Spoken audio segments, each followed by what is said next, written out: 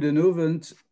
Merci für dich, dass ihr den Abend bei dieser Auftaktveranstaltung dabei seid. Wegen unsere Gastrednerinnen erlauben nicht mehr, auf die Deutschspruch zu wechseln. Im Namen der Organisatoren, dem Ökocenter Pafendal und dem Mouvement Ökologique, möchte ich Sie alle sehr herzlich begrüßen zur heutigen Auftaktveranstaltung der Webinarreihe Begrenzt an Eisen Dörfer ersteht. Die Webinare finden statt im Rahmen einer Konvention des Ökocenter mit dem Umweltministerium. Wir sind deshalb froh, dass unsere Umweltministerin, Frau Carol Diesburg, uns heute Abend mit ihrer Präsenz beehrt. Unser Dank gilt auch dem dem Mobilitäts- und Bauministerium, dem Energie- und Landesplanungsministerium sowie dem Syndikat Luxemburger Gemeinden Civicol. Grüßen möchte ich sehr herzlich unsere ausländischen Gastrednerinnen, Frau Anna Detzelhofer, Landschaftsplanerin in Wien, und Frau Dr. Juliane Mattei, Biologin und wissenschaftliche Mitarbeiterin am Leibniz-Institut für ökologische Raumentwicklung in Dresden.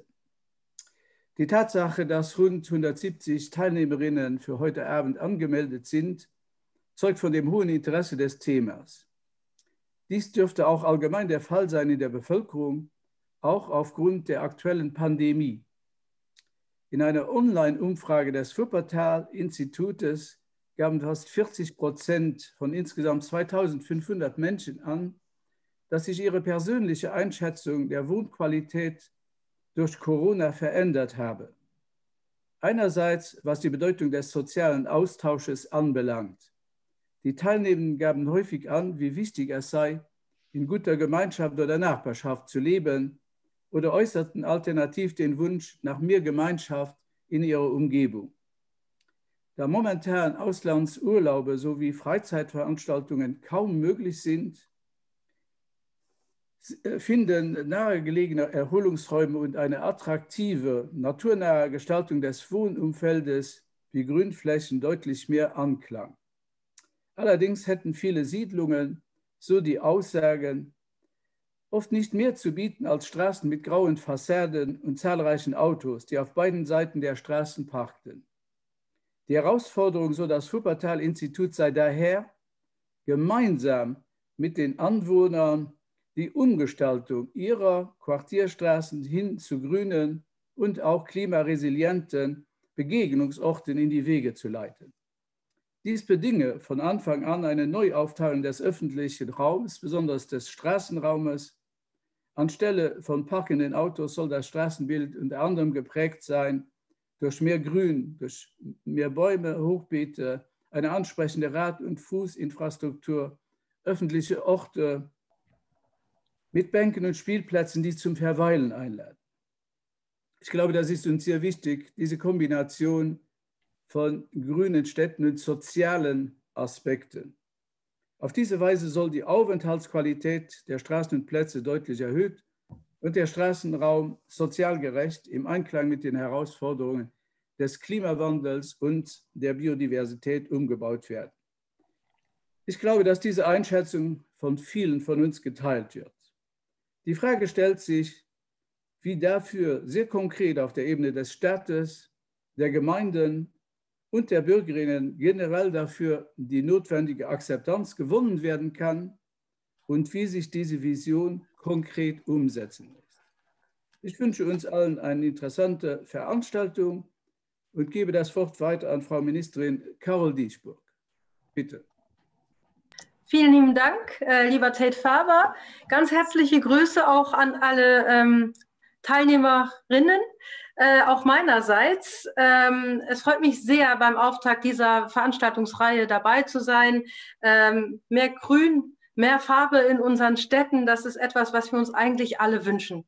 Wir alle wünschen uns lebenswerte, klimaangepasste, angenehme Städte, wo der Mensch Platz hat und nicht das Auto Priorität, wo wir gut gemeinsam leben, erleben können und wo Kinder sicher spielen können. Und das ist ein Bonus, nicht nur für unsere Lebensqualität, das ist mehr Sicherheit für unsere Kinder, das ist aber auch ein Bonus und ein Plus für die Natur. Und es gibt heute schon Studien, und da wir ja auch deutsche Referenten haben, wo in Deutschland der Druck auf die Insekten, der Druck auf die Biodiversität im ländlichen Raum so groß ist, dass die Städte wirklich einen riesen Unterschied machen können, eben gerade zum Erhalt der Biodiversität. Und deswegen ist der urbane Raum, der lebhaft gestaltet ist, der angepasst ist an den Klimawandel, der auch unter einem Baum in der im Sommer Kühle bietet und Aufenthaltsmöglichkeiten bietet, statt eben heiße Sonne auf zu betonierten Flächen. Das macht einen Riesenunterschied für die Lebensqualität, für uns, aber eben auch für eine ganze Menge Lebewesen, die mit uns diesen Lebensraum teilen. Von daher ist diese Reihe eine sehr wichtige Reihe, ein wichtiger Beitrag, eben mit konkreten Beispielen ganz klar in eine Richtung zu gehen, die wir uns wünschen, die sich unsere Bürger wünschen. Das Ministerium hat das auch erkannt und wir haben in den letzten Jahren aktiv mit sehr vielen Akteuren, mit biologischen Stationen, die heute schon in Luxemburg Gemeinden beraten, Wege gegangen mit der Naturverwaltung, wo man eben geguckt hat, wie kann man naturnah Räume gestalten. Und deswegen ist auch die Idee entstanden, neben einem Klimapakt, wo mittlerweile in Luxemburg alle Gemeinden aktiv sind, wo wir eine Zweitauflage jetzt machen für die nächsten 10 Jahre, eben auch einen Naturpakt zu gestalten, wo wir die Gemeinden ermutigen, lokale, regionale Teams zu machen, ihre eigenen Strategien machen für den urbanen Raum, für den offenen Raum, sich überhaupt erstmal bewusst zu werden, was für Chancen wir haben, innerstädtisch Raum, grün, ja bunt, ich sage immer lieber bunt, zu gestalten, weil wir brauchen ja nicht nur grün, wir brauchen auch viele unterschiedliche Farben da drin, damit wir nicht nur wir Abwechslung haben, sondern eben auch unsere Bestäuberinsekten. Und komme ich schon zum zweiten Plan. Im Frühling werden wir unseren Bestäuberinsektenplan, wo es wirklich großen Anklang und wo ich auch nochmal vielen Leuten danken möchte für sehr viele Rückmeldungen. Da wurde jetzt eben gerade eine öffentliche Konsultation gemacht und auch da werden wir nochmal mehr machen, um Naturschutz auch innerorts zu gewährleisten, weil jeder spielt da eine Rolle. Da brauchen wir nicht nur die Gemeinden. Ich bin auch sehr, sehr froh, dass diese Reihe und diese Veranstaltung von mehr Ministerien, dem Innenministerium, dem Ministerium für Landesplanung und Energie und Mobilität, weil alle diese Akteure haben das Potenzial, Multiplikatoren zu sein. Das ist es, was wir brauchen. Denn hinter dieser Covid-Krise steckt eben auch von den Ursachen her eine Biodiversitätskrise. Deswegen müssen wir die Sachen in Frage stellen, wie wir heute leben. Und ich hoffe, dass mit dieser Veranstaltungsreihe und den wirklich tollen und nützlichen Themenbereichen, die hier diskutiert werden, dass das ein konkreter Input ist und dass es vor allem den Leuten Mut und Lust macht, bei sich zu Hause sich einzusetzen, um konkret ihre Straße, ihren Ort, ihr Dorf interessant und lebenswert zu gestalten. Und damit danke ich Ihnen und wünsche heute eine schöne Diskussion. Und ich selber freue mich auch, da ein Mitarbeiter auch auf den Naturpark eingehen kann. Von daher danke und einen schönen Abend meinerseits. Vielen Dank für diese positiven und ermutigenden Worte, Frau Ministerin. Ich würde jetzt auch kurz eine Übersicht über die Seminarreihe geben. Dazu werde ich kurz eine Präsentation mit Ihnen teilen.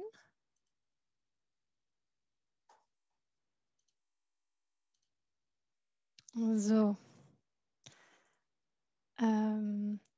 Ja, bevor ich anfange, wollte ich noch ein ganz kurzes Experiment mit Ihnen allen machen. Also, Tate lacht schon. Es klingt jetzt vielleicht ein bisschen esoterisch, ist es aber gar nicht. Also lassen Sie sich vielleicht einfach drauf ein.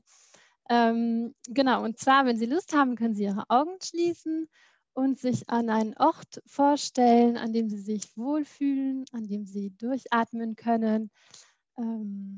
Genau. Was sehen Sie da? Was hören Sie vielleicht da? Wie fühlen Sie sich?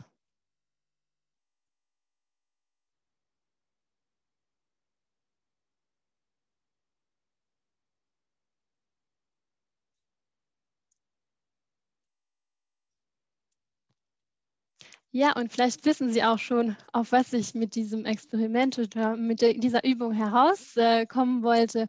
Und zwar haben wahrscheinlich die meisten an uns jetzt an einen die meisten von uns an einen Ort gedacht, der sich in der Natur befindet. Also vielleicht an eine Waldlichtung, einen Ort in den Bergen oder am Meer. Und genau darum geht es eigentlich auch bei diesen Seminaren, dass wir in unseren Städten, in unseren Wohngebieten die Natur hereinlassen, also Orte schaffen, an denen wir uns wohlfühlen. Genau, und mit dieser kleinen Intro möchte ich dann auch die Seminare vorstellen. Also um was geht es bei Stadtnatur? Damit sind nicht nur Gärten, Parks in den Städten und Dörfern gemeint, sondern auch die Begrünung von öffentlichen Plätzen, also gemeinen Plätzen, aber auch Spielplätzen und Friedhöfen zum Beispiel auch, Schulhöfe. Und aber auch der Straßenraum kann begrünt sein, also Bäume in den Straßen, Baumscheiben, Verkehrsinseln. Überall kann man eigentlich Vegetation begegnen. Dazu gehören auch Wasserläufe, also Bäche, Flüsse, aber auch Regenwasserrückhaltebecken. Und auch die Gebäude sind mit eingerechnet, also Dachbegrünung und Fassadenbegrünung gibt es auch schon. In Luxemburg leider noch nicht so viel. Da gibt es auch noch Ausbaubedarf. Und natürlich spricht man da auch einerseits von kommunalen Flächen, also öffentlichen Flächen, aber auch von privaten Flächen, also Privatgärten, Vorgärten und halt auch Privatgebäuden, Wohnhäusern. Es muss aber nicht immer so groß sein, also eine Fensterbank kann auch Natur zulassen. Hier zum Beispiel aus Berlin hat mir eine Freundin ein Foto geschickt, da hat sich während ihrem Urlaub eine Ringeltaube auf ihrem Fensterbrett eingenistet. Die hat da auch gebrütet, wie man hier erkennen kann. Da ist schon das erste Küken, das am Schlüpfen ist. Und wer sich schon immer gefragt hat, wie so eine Taube als Baby aussieht, hier gibt es ein paar Fotos. Also auch eine Fensterbank kann Biodiversität fördern. Genau, und warum brauchen wir diese Biodiversität in der Stadt? Wie schon gesagt wurde, also fördert es die Gesundheit, physische sowohl wie psychische auch, also die Luftqualität, die Lärmdämmung, also dass die Pflanzen auch den Lärm von den Städten etwas schlucken. Sie schaffen auch Naherholungsgebiete. Dann geht es natürlich auch um die Biodiversität. Tiere, die vielleicht in der offenen, intensiv genutzten Landwirtschaft nicht mehr so viel Platz finden, die finden vielleicht Nischen in dem Siedlungsraum. Und dann ist es natürlich auch eine Klimaanpassungsmaßnahme, also Temperaturregulierung und auch der Einfluss auf den Wasserhaushalt. Aber hierzu werden unsere Referentinnen also jetzt in ein paar Minuten noch viel weiter darauf eingehen. Ich möchte dann noch kurz die ganze Seminarreihe vorstellen. Und zwar werden wir heute vor allem über den Nutzen von der Vegetation im urbanen Raum eingehen und diesen auch anhand von vielen Beispielen aufzeigen. Und danach folgen dann Fachseminare, die sich jeweils mit einem bestimmten Aspekt der urbanen Begrünung befassen. Nächste Woche, Donnerstag, am 4. März, geht es zum Beispiel um Bäume im Siedlungsraum. Nicht nur um ihre Wohlfahrtsfunktionen, sondern auch um eine klima- und standortangepasste Artenauswahl, um planerische und technische Voraussetzungen und Lösungsansätze und auch um die Revitalisierung von bestehenden Baumstandorten. Am Donnerstag, 11. März, geht es dann um Fassadenbegrünung, sowohl um ihre ökologische und klimatische Leistungen, als auch um den Kosten-Nutzen-Vergleich und Fördermöglichkeiten. Und nochmal die Bitte, die Mikrofone auszulassen. Und auch verschiedene Begrünungsformen werden da vorgestellt. Und dann eine Woche drauf, am 18. März, geht es dann um Dachbegrünung. Und auch hier werden ökologische und klimatische Leistungen vorgestellt und Aufbauvarianten erklärt. Und auch Kosten-Nutzen-Vergleich und Förderbeispiele werden aufgezeigt. Und dann ist eine Woche Pause und am 1. April geht es dann weiter mit dem Thema des Regenwassermanagements. Also hier geht es dann um einen neuen Umgang mit Regenwasser und zwar für und durch Begrünung. Und danach haben wir noch zwei Fachseminare. In dem ersten, also in dem 5. Fachseminar, möchten wir den gesetzlichen Rahmen in Luxemburg für die Begrünung des urbanen Raums vorstellen und Möglichkeiten Hürden und auch Chancen aufzeigen und diskutieren. Und dann haben wir noch ein Fachseminar geplant, in welchem wir Projekte von und für Bürger vorstellen möchten, einfach um zu inspirieren. Für diese beiden gibt es aber noch keine festen Daten. Da halten wir Sie auf dem Laufenden, sobald wir da mehr wissen. Genau, und jetzt aber nochmal zurück zu dem Programm von heute Abend.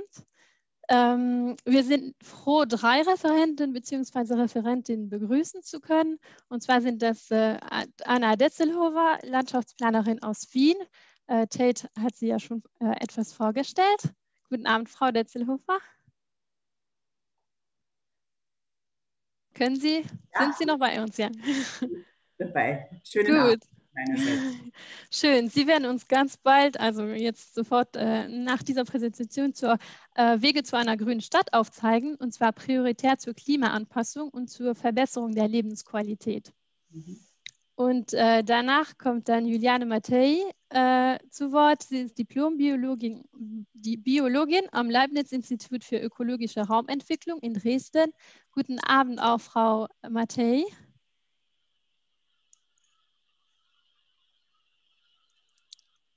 Hören wir Sie? Sonst versuchen wir es nachher. Sie hat ja noch ein bisschen Zeit. Ich schaue mal nachher, ob sie noch immer da ist. Ah, da ist sie. Ja, hallo. Genau, Sie werden dann auf die Aspekte der Biodiversität im urbanen Raum eingehen. Und dann zum Schluss haben wir noch einen kurzen Vortrag von Gilles Biver, Conseiller de Gouvernement Première Classe beim Umweltministerium. Und er wird uns dann den Naturpakt vorstellen und besonders auch auf den Naturpakt vorstellen, was ein Vertrag zwischen dem Staat und den Gemeinden ist, über den die Gemeinden auch Fördermöglichkeiten erhalten für Naturschutzprojekte. Genau, vielen Dank Ihnen 3, dass Sie sich heute Zeit genommen haben für dieses Seminar. Zwischen den Vorträgen haben wir jetzt keine Zeit eingeplant für Fragen, also wir haben uns da ganz zum Schluss viel Zeit eingeplant. Wenn Sie trotzdem Verständnisfragen haben, dann können Sie die über die Chat-Funktion stellen, um diese zu benutzen. Ich mache das hier mal aus. Genau. Gehen Sie unten in die Leiste in Ihrem Fenster und da drücken Sie auf Chat und dann geht rechts ein Fenster auf. Und da gibt es dann auch eine Textleiste und da können Sie den Text eingeben und dann bekomme ich die Frage oder also Sie können einstellen, wer die Frage liest. Am besten schicken Sie an alle und dann kann ich die Frage aufgreifen und an die Referenten weitergeben. Und dann ganz zum Schluss können Sie sich aber auch über Mikrofon zu Wort melden. Ich erkläre dann nochmal, wie das funktioniert. Gut. Dann würde ich das Wort auch direkt an Frau Detzelhofer weitergeben. Sie ist seit 1993 schon selbstständige Landschaftsplanerin in Wien und hat auch 10 Jahre am Institut für Architektur und Landschaft an der TU Graz unterrichtet und leitet auch seit 2012 die Ziviltechnikgesellschaft DND Landschaftsplanung in Wien. Schön, dass Sie heute da sind. Ganz meinerseits. Ich versuche jetzt den Bildschirm zu teilen, oder? Ja, genau. Wir. So, teilen. Okay. Sehen Sie schon was? Ja, aber noch nicht ganz. Vielleicht können Sie das Fenster ganz aufmachen oder ja, genau, Vollbild.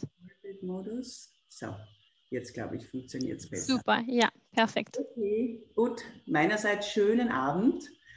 Wie bereits erwähnt, ist ja der Schwerpunkt unserer Tätigkeit als Landschaftsplanungsbüro in Wien und somit auch in der Stadt. Aber ich muss sagen, nicht nur. Und das hat sich sicher in den letzten Jahren auch geändert. Es gibt auch zunehmend eine Nachfrage von kleinen Gemeinden, in denen die Natur per se keine Restgröße darstellt. Wir sind primär in der Gestaltung tätig und weniger in den klassischen Bereichen des Naturschutzes und der Umweltverträglichkeit. Und wenn ich jetzt Projekte zeige, die in erster Linie von unserem Büro sind, dann deshalb, weil man davon am meisten erzählen kann. Man kennt die Hintergründe am besten, die Absichten, aber auch die Prozesse. Und Planen ist ja immer ein Prozess, es ist aber auch zunehmend mehr Kommunikation und es ist immer auch eine maßgeschneiderte Lösung. Auch wenn die Ziele vielfach ja die gleichen sind und sie wurden ja eigentlich schon erwähnt. Es geht darum, eben die Lebensqualität zu verbessern und zum einen natürlich zum Wohl der Menschen, aber auch zum Wohl der Umwelt und der Natur. Und die positiven Wirkungen der Natur sind jetzt, glaube ich, auch schon erwähnt worden. Es geht darum, die Gesundheitsvorsorge zu betreiben. Gehen wir gleich weiter. Das Grün in der Stadt wurde schon gesagt, mindert die Staubbelastung, verbessert die Luftqualität, bindet das Treibhausgas CO2, reduziert aber auch den Lärm. Und es hat eine beruhigende Wirkung. Und nicht zufällig quasi fühlen wir uns nach einem Spaziergang in der Natur erholt. Und würden wir die gleiche Strecke quasi entlang einer Autobahn gehen, wäre die Wirkung mit Sicherheit und spürbar eine andere.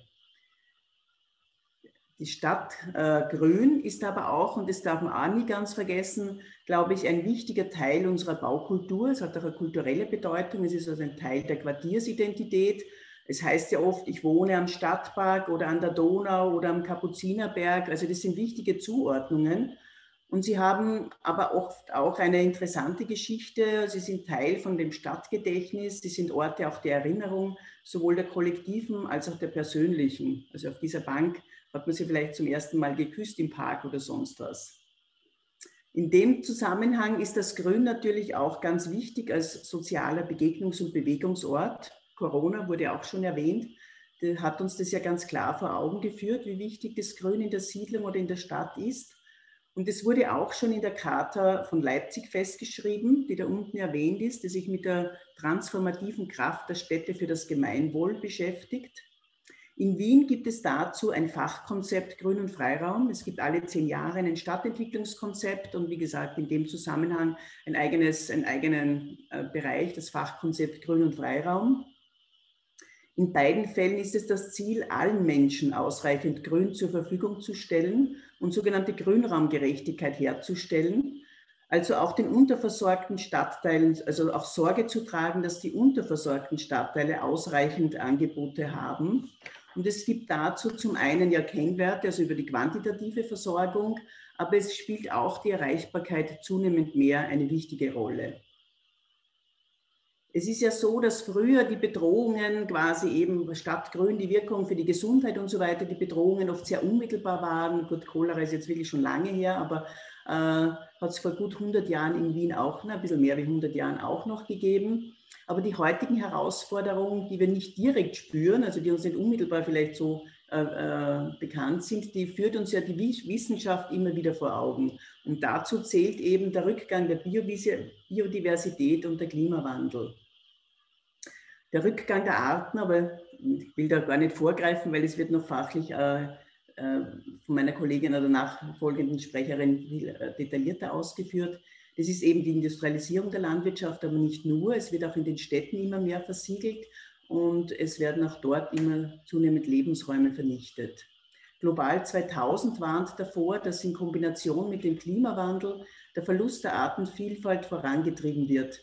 Aber nicht nur global warnt davor, sondern es gibt ja auch in der EU, also in der EU wurde dieses Problem erkannt. Und es hat mit der EU-Biodiversitätsstrategie damit das Thema auf die Agenda genommen. Und ich gehe jetzt eben, wie gesagt, auf die Einzelziele nicht ein, weil das kommt ja dann gleich und viel besser und ausführlicher. Das, was uns aktuell am meisten umtreibt, ist wirklich der Klimawandel und die Klimawandelanpassungsmaßnahmen. Das wurde zum Teil in Wien eben, gibt es einen Strategieplan zum Urban Heat Island Effekt. Das ist einmal die Grundlage, ganz der Überbau. In der Mitte sehen Sie noch die Prognosen. Demnach soll Wien ja quasi irgendwann die Temperaturen von Palermo haben. Und die Rechtstabelle zeigt uns, dass die Hitzeperioden zugenommen haben, aber auch, dass die Anzahl der Wüstentage, das sind Tage über 35 Grad und das sind vor allem die Phasen, die den Menschen wirklich oder den älteren Leuten, den kleinen Kindern oder vielleicht nicht so gesunden Menschen, das macht denen vor allem zu schaffen. Also das ist die Problematik. Ich kann das jetzt gerade direkt nicht mehr sehen. Das ist, also man sieht oben 2015, im Schnitt waren es 15 Tage, jetzt sind es eigentlich über 30 Tage. Also die Thematik ist bekannt und die Probleme, glaube ich, auch.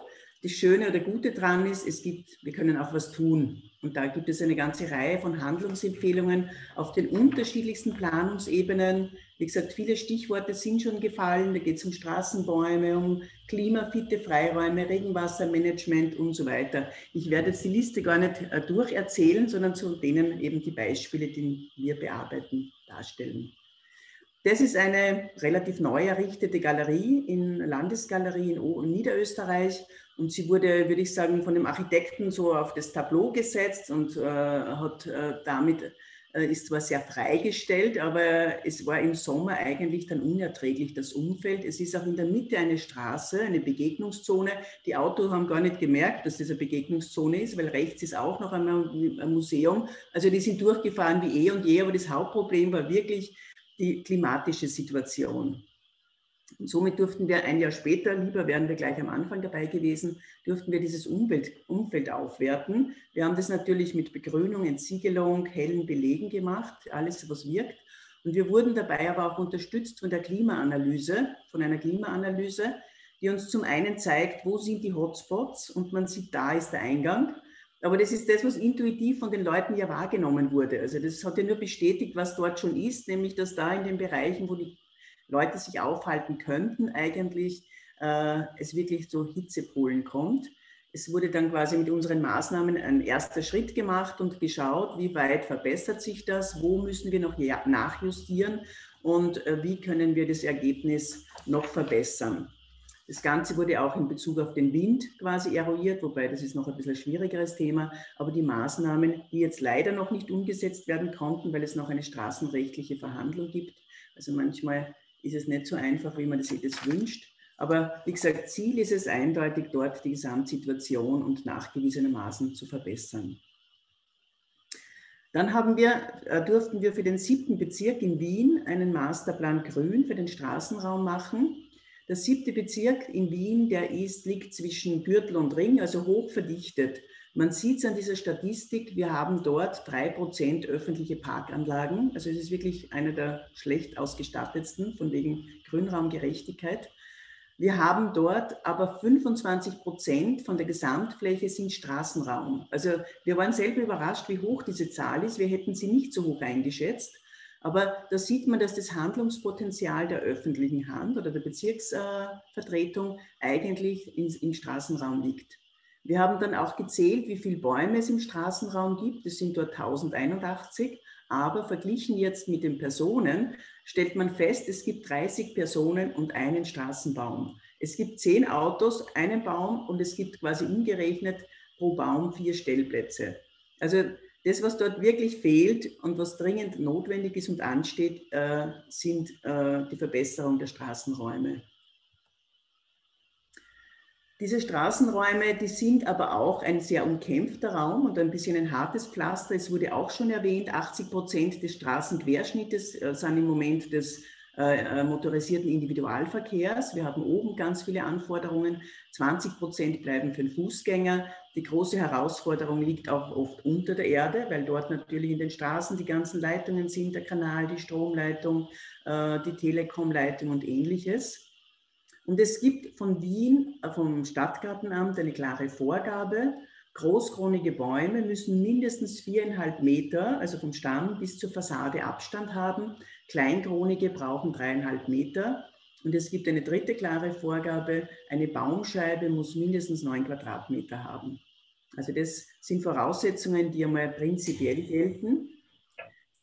Wir haben dann quasi einen Grund- und Maßnahmenkatalog entwickelt. Wie gesagt, das Bild da oben ist der Standard. So schaut das im Moment aus. Das ist das Ziel. Wie können wir dorthin kommen? Wir können Bäume pflanzen, eine der nachhaltigsten Maßnahmen überhaupt. Wir können Fassaden begrünen, da ist man aber immer abhängig auch von der privaten Initiative. Wichtig natürlich auch, die Belege versickerungsoffen zu machen. Es wird nicht ganz gehen, ohne den Querschnitt zu verändern, das heißt diese Grafik. Wir können aber auch Wasser einbringen, egal ob durch Hydranten, auch Trinkwasseraufsätze auf Hydranten oder sonstiges, Wasserspiele. Wir haben sehr viele Fahrradständer dort, die wir unterbringen werden oder können, und wir brauchen auch immer wieder Aufenthaltsbereiche. Und an den Beispielen wird man es dann sehen, die werden auch wirklich angenommen. Das war dann der fertige Masterplan. Man sieht die roten Bereiche, dort sind die Defizite. Da gibt es wirklich im Moment keinen einzigen Baum. Das heißt, es ist ganz viel zu tun. Das, was Sie sehr zart sehen, ist das Potenzial. Da haben wir dunkelgrüne und hellgrüne Streifen. Hellgrüne heißt, der Straßenquerschnitt gibt nur kleinkronige Bäume her. Dunkelgrün heißt, wir können auch großkronige Bäume pflanzen. Das, was Sie auch noch da drinnen sehen, sind diese rosa Kreise. Die rosa Kreise, das war dann die Frage, wo soll man beginnen? Wo ist es am klügsten aus klimatischer Sicht oder aus sozialer Sicht? Und die rosa Kreise heißen, dort gibt es einen Kindergarten, da gibt es eine Schule, da gibt es ein Altersheim, also Bereiche, wo der Bedarf am größten ist, quasi für Verbesserungsmaßnahmen. Und die zu vernetzen war dann irgendwie ein wichtiger Ansatz oder Anspruch. Das Ganze wollten wir auch noch eben untermauert haben, auch von der Klimaseite. Das heißt, wir haben eine Standardstraße genommen, 100% versiegelt, kein Baum. Im Sommer haben wir bei 11. Juli verglichen, um 13 Uhr hätten wir dort 41 bis 45 Grad. Wenn wir ein Standardprogramm wählen, wo auch noch Autos parken, wo wir dann 4% Grünfläche haben, ungefähr die Hälfte, die Gehbereiche gepflastert, also in Summe 18 Bäume und die Hälfte nur noch voll versiegelt, hätten wir immerhin schon eine gefühlte Temperatur, und man geht immer von der gefühlten Temperatur aus, von 35 bis 41 Grad. Und wenn wir jetzt quasi sagen würde, die Straße ist eigentlich kein Parkplatz, also gibt es keine Parkplätze mehr, sondern wir optimieren das und wir versuchen da wirklich einen grünen Boulevard zu schaffen. Wir kriegen dann 18% Grünfläche, 78% Pflaster. Dann kommen wir immerhin auf eine gefüllte Temperatur von 30 bis 35 Grad. Das sind immerhin 10 Grad weniger. 10 Grad klingt jetzt vielleicht nicht wahnsinnig viel, aber so gerade für diese Hitzetage und für die empfindlichen Menschen ist es, glaube ich, ein enormer Gewinn an Lebensqualität. Während wir diesen Masterplan entwickelt haben und uns noch auf der Theorieebene beschäftigt haben, war es dann so, dass eine Trinkwasserleitung in einer Straße erneuert werden musste und der Bezirksvorsteher spontan gesagt hat, na, also das kann nicht sein, dass wir jetzt ganz viel Geld ausgeben, die Straße aufreißen und alles wieder zuschütten und ansonsten nichts zu verändern. Das heißt, wir konnten dann dort in der Zieglergasse eben schon erste Maßnahmen setzen und sehr spontan. Haben auch dort das Programm, man sieht wieder, da gehen kleinkronige Bäume, da gehen großkronige Bäume. Da haben wir eine Schule, das ist ganz wichtig, das ist ein Ziel- und Quellpunkt. Wie kann man die Situation für die Eltern, die warten und ihre Kinder abholen, verbessern? Da gibt es einen Kirchenplatz. Auch dort war bislang eigentlich sehr, sehr schmale Gehsteige, es war immer ein Gedränge. Es kam die Kirche, also auch als Ziel- und Quellpunkt, auch nicht wirklich in Erscheinung. Also das geht noch weiter. Da unten sehen Sie auch wieder den Maßnahmenkatalog, den wir ja schon vorgestellt haben.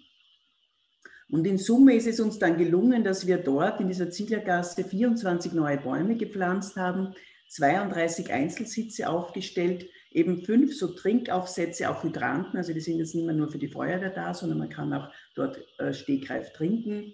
150 Fahrradbügel und 5 Pergolen, das hat man vorhin, glaube ich, oder na, da sieht man sie.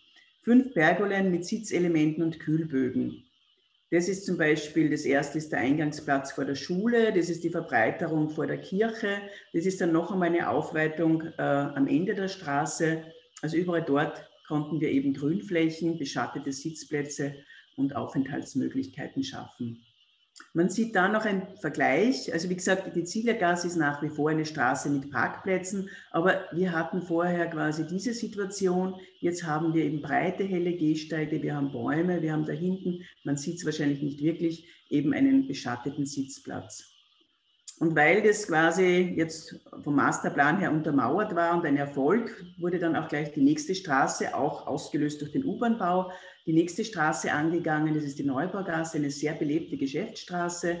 Dort gibt es jetzt noch ganz viele Parkplätze. In Zukunft wird es keinen einzigen Parkplatz mehr geben. Es wird eben statt der Parkplätze Grünflächen mit Bäumen geben. Also wir können dort, haben wir noch kein aktuelles Foto, es wurde erst im Herbst fertig. Wir müssen ein bisschen uns in der Landschaftsarchitektur ja immer gedulden, bis die Wirkung kommt.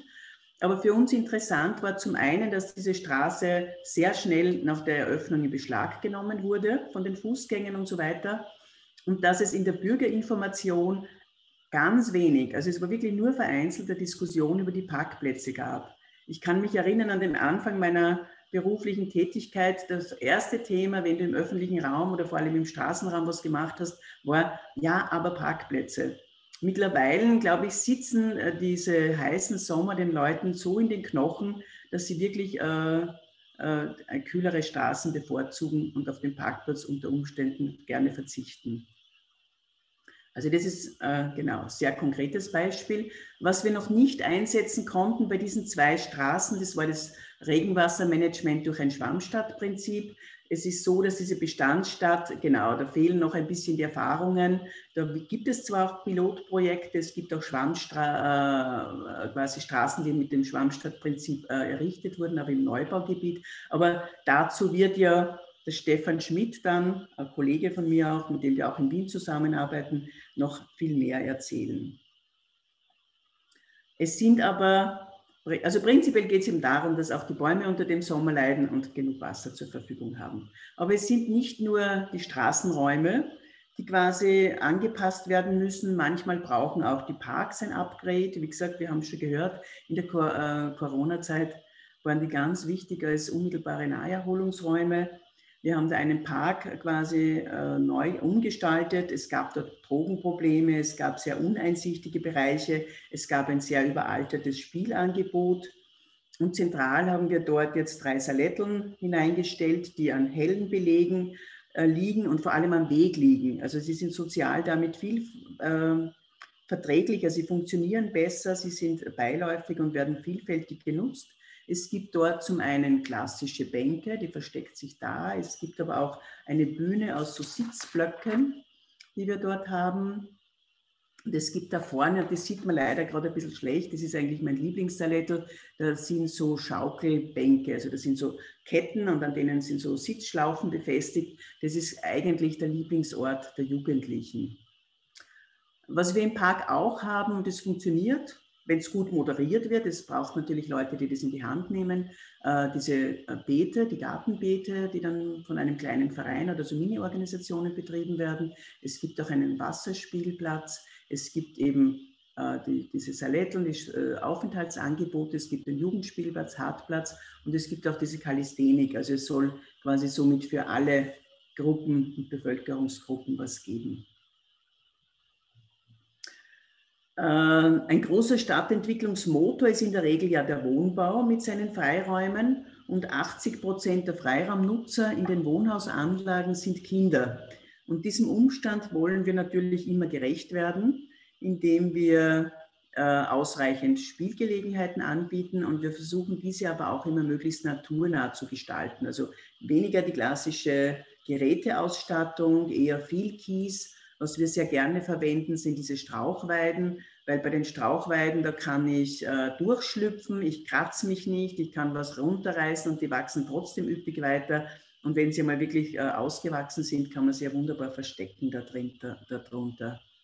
Was wir auch immer versuchen, ist dann eben mindestens, trotz naturnaher Gestaltung oder mit der Naturengestaltung, mindestens 3 Bewegungsarten anzubieten, sodass wirklich ein abwechslungsreiches Spiel möglich ist. In dem Fall haben wir auch da in dieser neuen Anlage so einen Parcours mitgeschaffen, eben auch wieder für die Jugendlichen. Klassisches Angebot, ich weiß nicht, wie es in Luxemburg ist, in Wien wird das immer wieder sehr gerne und gerade auch bei Wohnhausanlagen eigentlich angenommen. Aber eine wichtige Voraussetzung, dass diese qualitative Freiraumgestaltung im Wohnbau wirklich funktioniert und sich auch so entwickeln konnte in den letzten Jahren, das ist, dass es in der Wohnbauförderung, da weiß ich jetzt nicht, wie in Luxemburg das geht, dass es dort eine Wohnbauförderung nur noch nach ökologischen Kriterien gibt auch.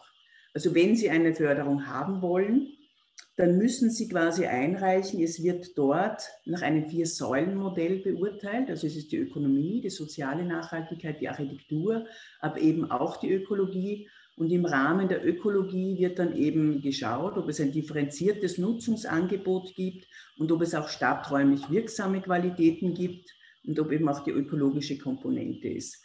Diese Dinge werden geprüft von einem fachlich fundiert besetzten Beirat.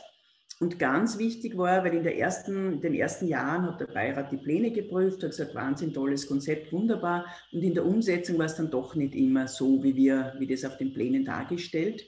Es wurden darum dann auch die kontrollierende Behörde wurde noch geschult, speziell zu dem Thema, weil die sind vorher hingegangen und haben gar nicht gesehen, was uns als Landschaftsarchitekten wichtig ist. Also ich glaube, das ist auch ganz ein wichtiger Punkt, die Dinge wirklich bis zum Ende was heißt durchzuorganisieren, aber zu begleiten und eben, dass es nicht nur am Papier, sondern auch in der Umsetzung tatsächlich funktioniert. Ja, nachdem die Städte immer mehr verdichtet werden und der Platz für Grün ja tendenziell weniger wird, gewinnt natürlich die Bauwerksbegrünung zunehmend an Bedeutung. Das Thema kommt ja noch ganz ausführlich. Wurde auch schon erwähnt, die Wirkungen beim Stadtgrün haben wir schon alles aufgezählt. Lärmminderung, Feinstaubbindung, Kühlung und generell natürlich Steigerung des Wohlbefindens. Dazu gehört natürlich zum einen die Dachbegrünung, zum anderen die Vertikalbegrünung, mit der man wirklich wesentliche Effekte erzielen kann. Und mittlerweile geht ja auch ganz viel Energie in den Kühlbedarf und gar nicht mehr so sehr in den Heizbedarf. Und was man da von Grün statt Grau, ein Verein, der in Wien sehr aktiv ist, auch nachgewiesen oder wurde nachgewiesen, dass es auch für das Thema der Wasserentsorgung ganz wesentlichen Beitrag leisten kann, weil ich dort eben durch die Retention am Dach, quasi auf 1 Quadratmeter Dachfläche, kann bei 25 Zentimeter Aufbauhöhe können bis zu 137 Liter, und das ist immerhin eine Badewanne voll, gespeichert werden. Also in Summe, wenn man sich das vorstellt, ganz viele Häuser, ganz viele Dächer, entsteht da schon wirklich eine Wirkung.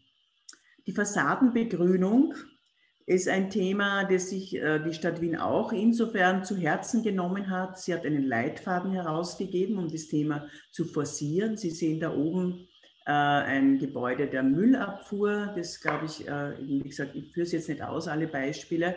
Aber die Stadt Wien versucht einerseits Leuchtturmprojekte zu machen und Vorreiterprojekte. Ihr Ziel ist es eben, Amtsgebäude zu begrünen, Schulen zu begrünen, also überall dort, wo sie selber Bauherr ist. Das Beispiel ist jetzt keines von der Stadt Wien, das ist ein Beispiel, das wir gemacht haben.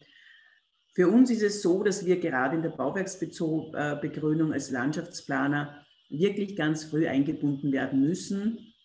Also die Idee, man kommt nachher und dann wird alles grün, das stimmt nicht. Ich glaube, 80% unserer Energie läuft eigentlich in der Regel in die Vorarbeit, dass ich überhaupt was pflanzen kann, und dann quasi erst 20% sind dann das, was wir an Energie aufwenden für die eigentliche Begrünungsmaßnahme, die es da gibt. Das ist noch einmal ein Auszug aus dem Leitfaden der Stadt Wien. Wie gesagt, wichtig dazu, glaube ich, ist mir jetzt nur, dass wir vor allem immer schauen, dass wir mit bodengebundener Fassadenbegrünung arbeiten können, weil dann das Thema natürlich der Bewässerung langfristig und ausgewogen und nachhaltiger auch gelöst ist. Aber ich glaube, da müssen wir im Detail jetzt nicht drauf eingehen. Genau, das ist es so, aber was für das Stadthaus gilt, wenn es um Begrünung und Ökologie geht, das gilt natürlich auch für die Industrie- und für die Gewerbegebiete. Da geht es unter anderem neben dem Aufenthalt für die Leute, die dort arbeiten, der klimatischen Verbesserung, aber auch um eben den Beitrag für die Umwelt und für die Natur. Und da bedienen wir uns auch des Ansatzes, der heißt Animal Edit Design. Das haben wir da erklärt.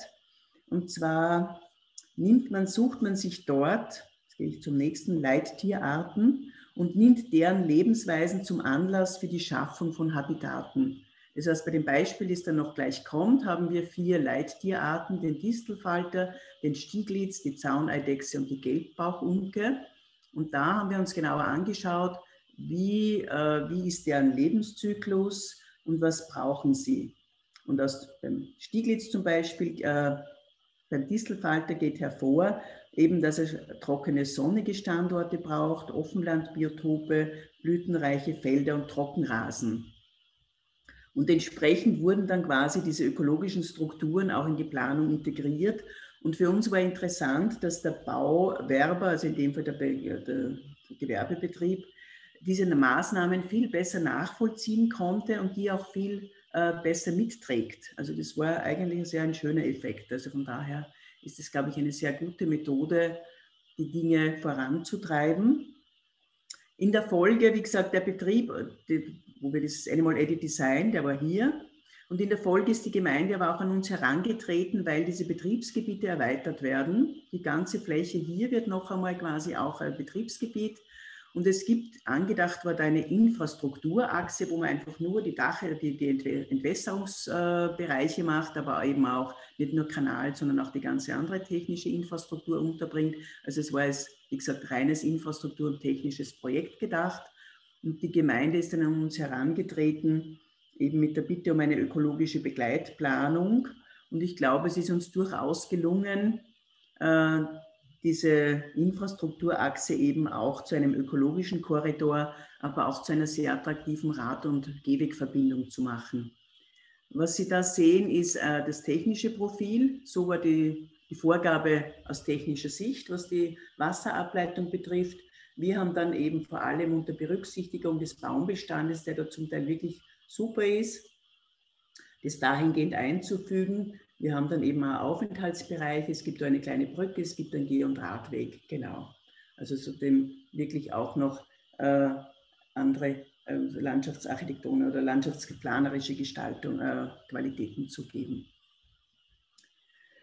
Die Wege sind eigentlich schon immer wieder ein sehr zentrales Thema in unserer Arbeit. Dort müssen sich alle bewegen. Das betrifft uns ja auch als Gemeinschaft, nicht nur als Individuum oder wie genau. Ich kann das nicht nur auf den Bauplatz bezogen.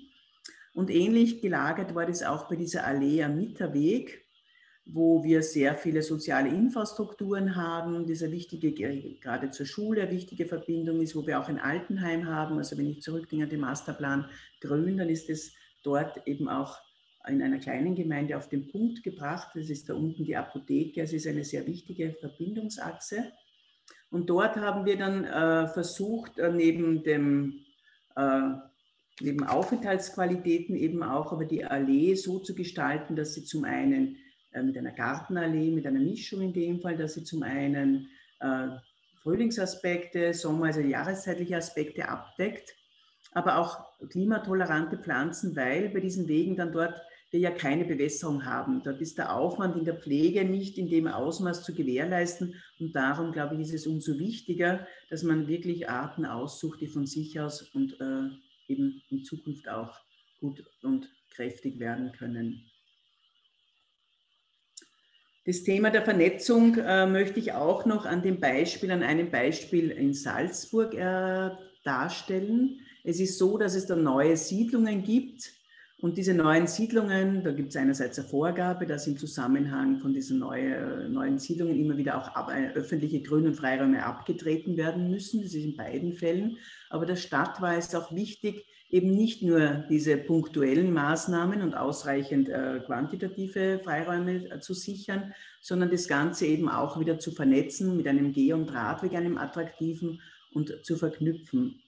Und wir haben das quasi neben diesen punktuellen Stationen, die wir da vorgesehen haben, die dann leider nicht ganz so realisiert wurden, auch das passiert uns natürlich manchmal, haben wir das Thema der S-Bahn-Landschaft noch angewandt. Das war so ein wesentliches Thema, das auch vom Stadtgartenamt in der Umsetzung dann aufgegriffen wurde. Das heißt, wir haben, wenn man dort entlang geht, dann findet man dort Haselnusssträucher, Brombeeren, Hollerblüten und vieles mehr. Also wir haben dort quasi eine wirklich Wegeverbindung, die mehr kann als nur eine Verbindung von A nach B auch wiederum. In den ländlichen Gemeinden haben wir festgestellt, wird dieser Naherholungsaspekt immer wichtiger. Und das lässt sich aber oft nicht nur auf Gemeindeebene, so wie wir oft auch nicht nur im Einzelbauplatz das lösen können, das kann man oft nicht nur lokal auf Gemeindeebene lösen, sondern das muss man auch, gerade wenn es um Naherholungsbereiche geht, muss man das eigentlich gemeindeübergreifend und eben auf dieser stadtregionalen Ebene lösen. Das durften wir auch in Oberösterreich an einer Planung mitwirken, wo natürlich wir wieder begonnen haben mit der Analyse, dem Potenzial und am Ende aber eben auch, wie ihm war es dann Ziel, wirklich konkrete Maßnahmen. Und dieser Mitterweg, den ich vorhin gezeigt habe, der ist auch in dieser Region, in dieser Gemeinde, also das löst dann schon einiges an Diskussion aus, eben auch dann wieder das runterzubrechen auf ganz konkrete Maßnahmen. Und weil wir vorhin ja begonnen haben, auch bei den Einzelbäumen, Ich glaube, der richtige Zeitpunkt, einen Baum zu pflanzen, heißt es ja, wäre vor 20 Jahren gewesen. Das können wir jetzt nicht ändern. Aber ich glaube, was wir jetzt machen können, ist wirklich gemeinsam und es braucht viele Kräfte und Akteure, um das einfach konkret anzugehen, wo immer wir die Möglichkeit haben. Danke. Vielen lieben Dank, Frau Detzelhofer, für diesen sehr interessanten Vortrag und auch die ganz vielen Beispiele. Wir haben auch schon ein paar Fragen aus dem Chat, die ich Ihnen jetzt direkt weitergeben würde. Und zwar hatten Sie eine Straße vorgestellt, wo vielleicht genau einfach oben ausklicken. Dann Da muss ich ausklicken, oder? Stopp steht. Danke. Mein unaufgeräumter Bildschirm. Sie hatten diese Straße vorgestellt, wo Parkplätze weggekommen sind und Sie meinten, das wäre kein Problem mehr heutzutage. Also das hängt davon ab, wahrscheinlich. Und da war eine Frage, ob diese Parkplätze an anderer Stelle kompensiert worden sind. Nein, also wie gesagt, der 7. Bezirk ist sehr dicht, aber es gab schon eine Begleitmaßnahme von Seiten der Politik. Und zwar haben die sich darum gekümmert, dass es günstige Tarife in Parkgaragen gibt. Also so quasi, dass die Leute, die sagen, ja, Parkgarage ist mir zu teuer, dass man sich das leisten kann. Aber Platz in dem Sinn konnte leider kein Ersatz angeboten werden. Okay. Und dann war noch eine Frage, da habe ich aber selber, war ich in dem Moment nicht wirklich aufmerksam, weil ich technische Probleme lösen musste. Da war die Frage, was heißen diese Saalädle? Das habe ich aber auch nicht mitgekriegt. Ist das so Saalädle? Jetzt bin ich irgendwie... Ja. Wo war das? Ich weiß es auch nicht mehr genau. Muss ich schauen, kann ich in den Chat Ich glaube, es war diese Folie, wo sie von den Weiden... Entschuldigung. Was ist Salat? Okay, nein, das ist ein Wiener Wort. Ja, Salat. Ja, das habe ich gar nicht gedacht. Salette sind eigentlich Gartenpavillons in Wien. Genau. Okay.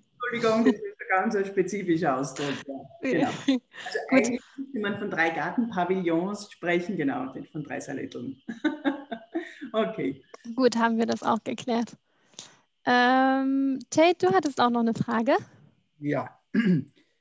Sie haben erwähnt, dass bei der Begutachtung von Wohnprojekten, Wohnsiedlungen ein fachlicher Beirat analysiert, ob diese 4 Grundpfeiler, die Sie benannt haben, im Falle von Fördermaßnahmen berücksichtigt wurden. Betrifft das jetzt öffentliche Bauträger oder auch private Bauträger, die von einer Förderung, was weiß ich, zum Beispiel für sozialen Wohnungsbau oder für erschwinglichen Wohnungsbau sind? Der Punkt, ich glaube, das Kriterium war die Anzahl der Wohnungen. Also wenn man mehr als, da bin ich aber jetzt nicht mehr ganz sicher, 50 Wohnungen oder so baut, das ist eine Größenordnungsfrage. Aber dann ist es egal. Wenn Sie eine bestimmte Größenordnung haben, ist egal, ob Sie gewerbliche Bauträger oder gemeinnütziger, heißt das in Wien, weiß ich nicht. Also das ist unabhängig. Es betrifft die privaten quasi, aber auch die gemeinnützigen Bauträger. Betrifft alle gleichermaßen. Also es ist für Luxemburg in dem Sinne interessant, weil demnächst ein Pakt Logement 2.0, also ein Wohnungspakt, der eben als Ziel die Förderung von zusätzlichem Wohnraum, erschwinglichem Wohnraum auch besonders hat, eingeführt werden wird. Und wir werden uns vielleicht an dieser Regelung inspirieren, für Luxemburg. Ich hatte noch eine zweite Frage. Aber ich kann gerne auch noch, genau, wir können gerne noch Informationen detaillierter weitergeben. Ja? Dann die zweite Frage, die ich hätte, auch eine Verständnisfrage in Sachen Akzeptanz und Akzeptanzförderung. Die Frage ist zunächst, von wem ging eigentlich diese Idee, zum Beispiel der Begründung von dieser oder jener Straße oder dieses Bandes, dieses übergreifenden Bandes, Straßenbandes aus? Ist das jetzt eine politische Entscheidung? Beziehungsweise wo gab es Druck aus der Bevölkerung? wie ist die Akzeptanz eigentlich auch gefördert worden? Denn also in Luxemburg würde ich sagen, spielt die Parkplatzdiskussion trotzdem noch immer eine sehr große Rolle. Und was vielleicht für uns interessant sein könnte, Sie sprachen ganz am Anfang davon, dass das eine der Planungsprozess ist und das andere die Kommunikation. Wie wurde diese Kommunikation, wie erfolgte diese Kommunikation im Sinne einer Akzeptanzförderung für diese Maßnahmen? Grundsätzlich ist es so, dass der 7. Bezirk, und ich sehe gerade, der Roman nimmt auch teil, der kennt den ja auch sehr gut, weil wir haben beide das Büro dort, ein politisch sehr grün eingefärbter Bezirk ist. Es gibt dort auch einen quasi grünen Bezirksvorsteher, der sich dem Thema natürlich prinzipiell auch verpflichtet fühlt. Und es ist zum einen so, dass es auch Bürgerforen gibt, wo diese Wünsche natürlich geäußert werden und die werden dann von der Politik aufgegriffen. Und in der Beteiligung war es so, dass die eine Straße, die erste, die ich gezeigt habe, wo ich gesagt habe, da wurde die Trinkwasserleitung erneuert und die musste sehr schnell passieren, da war es nicht möglich, die Einbeziehung der Bevölkerung. Also da gab es am Ende eine Information. Es wurde dann auch kritisiert, dass es zu wenig Vorlaufzeit gab, um wirklich auch die Wünsche abzurufen. Aber genau, grundsätzlich versucht man schon über die lokale Agenda im Vorfeld natürlich, die Wünsche und Bedürfnisse, die aktuellen einzuholen und dann daraus quasi das in Projekte zu gießen. Und wie war die Reaktion, wenn ich das noch fragen darf, der Geschäftsleute, also der Geschäftswelt? Ja, das war eine intensive, apropos Kommunikation, das war eine sehr intensive Kommunikation, aber im Grunde genommen war sie durchgehend positiv, weil sie natürlich die Geschäftsleute, und die haben das sehr schnell gemerkt, und ich muss sagen, das Projekt wurde fast bei offenem Herzen operiert, also wie eine Operation bei offenem Herzen, weil es wurde nie ein Geschäft geschlossen während der Baustelle, und schon im ersten Drittel, wo das fertig war, haben die gemerkt, das floriert, das funktioniert viel besser wie vorher. Also diese Sorge, dass ich, wenn ich mit dem Auto nicht mehr dorthin komme, dann keine Leute mehr kommen, wobei es gibt eine U-Bahn, man muss sagen, es ist dort das öffentliche Verkehrsnetz wirklich sehr gut. Das ist sicher auch ein Punkt, das kann ich jetzt nicht vergleichen mit einer Kleinstadt in Oberösterreich oder so, wo ich das Angebot nicht habe. Aber die waren dann eigentlich sehr schnell überzeugt, dass sie dadurch eigentlich nur gewinnen konnten. Aber es war, wie gesagt, es gab sicher ganz so viele Diskussionen, haben wir selten. Okay, danke. Ich schaue nochmal in den Chat, da sind noch ein paar Fragen reingekommen. Eine war, Begrünungen werden oft als kostenintensiver Zusatz bewertet und fallen deswegen oft hinten runter. Wie überzeugt man in diesem Zusammenhang? Oder geht es nur über äußeren Druck wie die Kopplung an Förderbedingungen? Aber da haben Sie jetzt eigentlich auch schon ein bisschen drauf geantwortet, ne? Also umsetzen und dadurch werden die Leute dann auch überzeugt, oder hätten Sie da noch andere? Naja, ich würde sagen, es ist schon so, wenn ich Lenkungsmaßnahmen oder Instrumente habe, wie diese Förderung und die Beurteilung, dann ist das schon sehr hilfreich. Weil, und das muss ich aber vergessen vorhin, man muss bei diesem nicht nur Pläne abgeben, sondern es gibt ja auch Kosten, also sowohl was den Gesamtbau betrifft.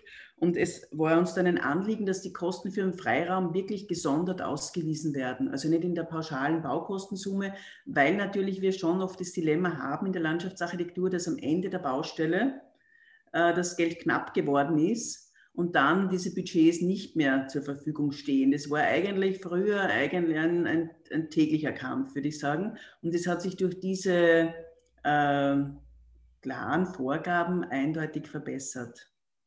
Also es ist schon so, dass Überzeugung ja, aber wirklich konkrete Instrumente sind à la longue eigentlich effizient in der Umsetzung.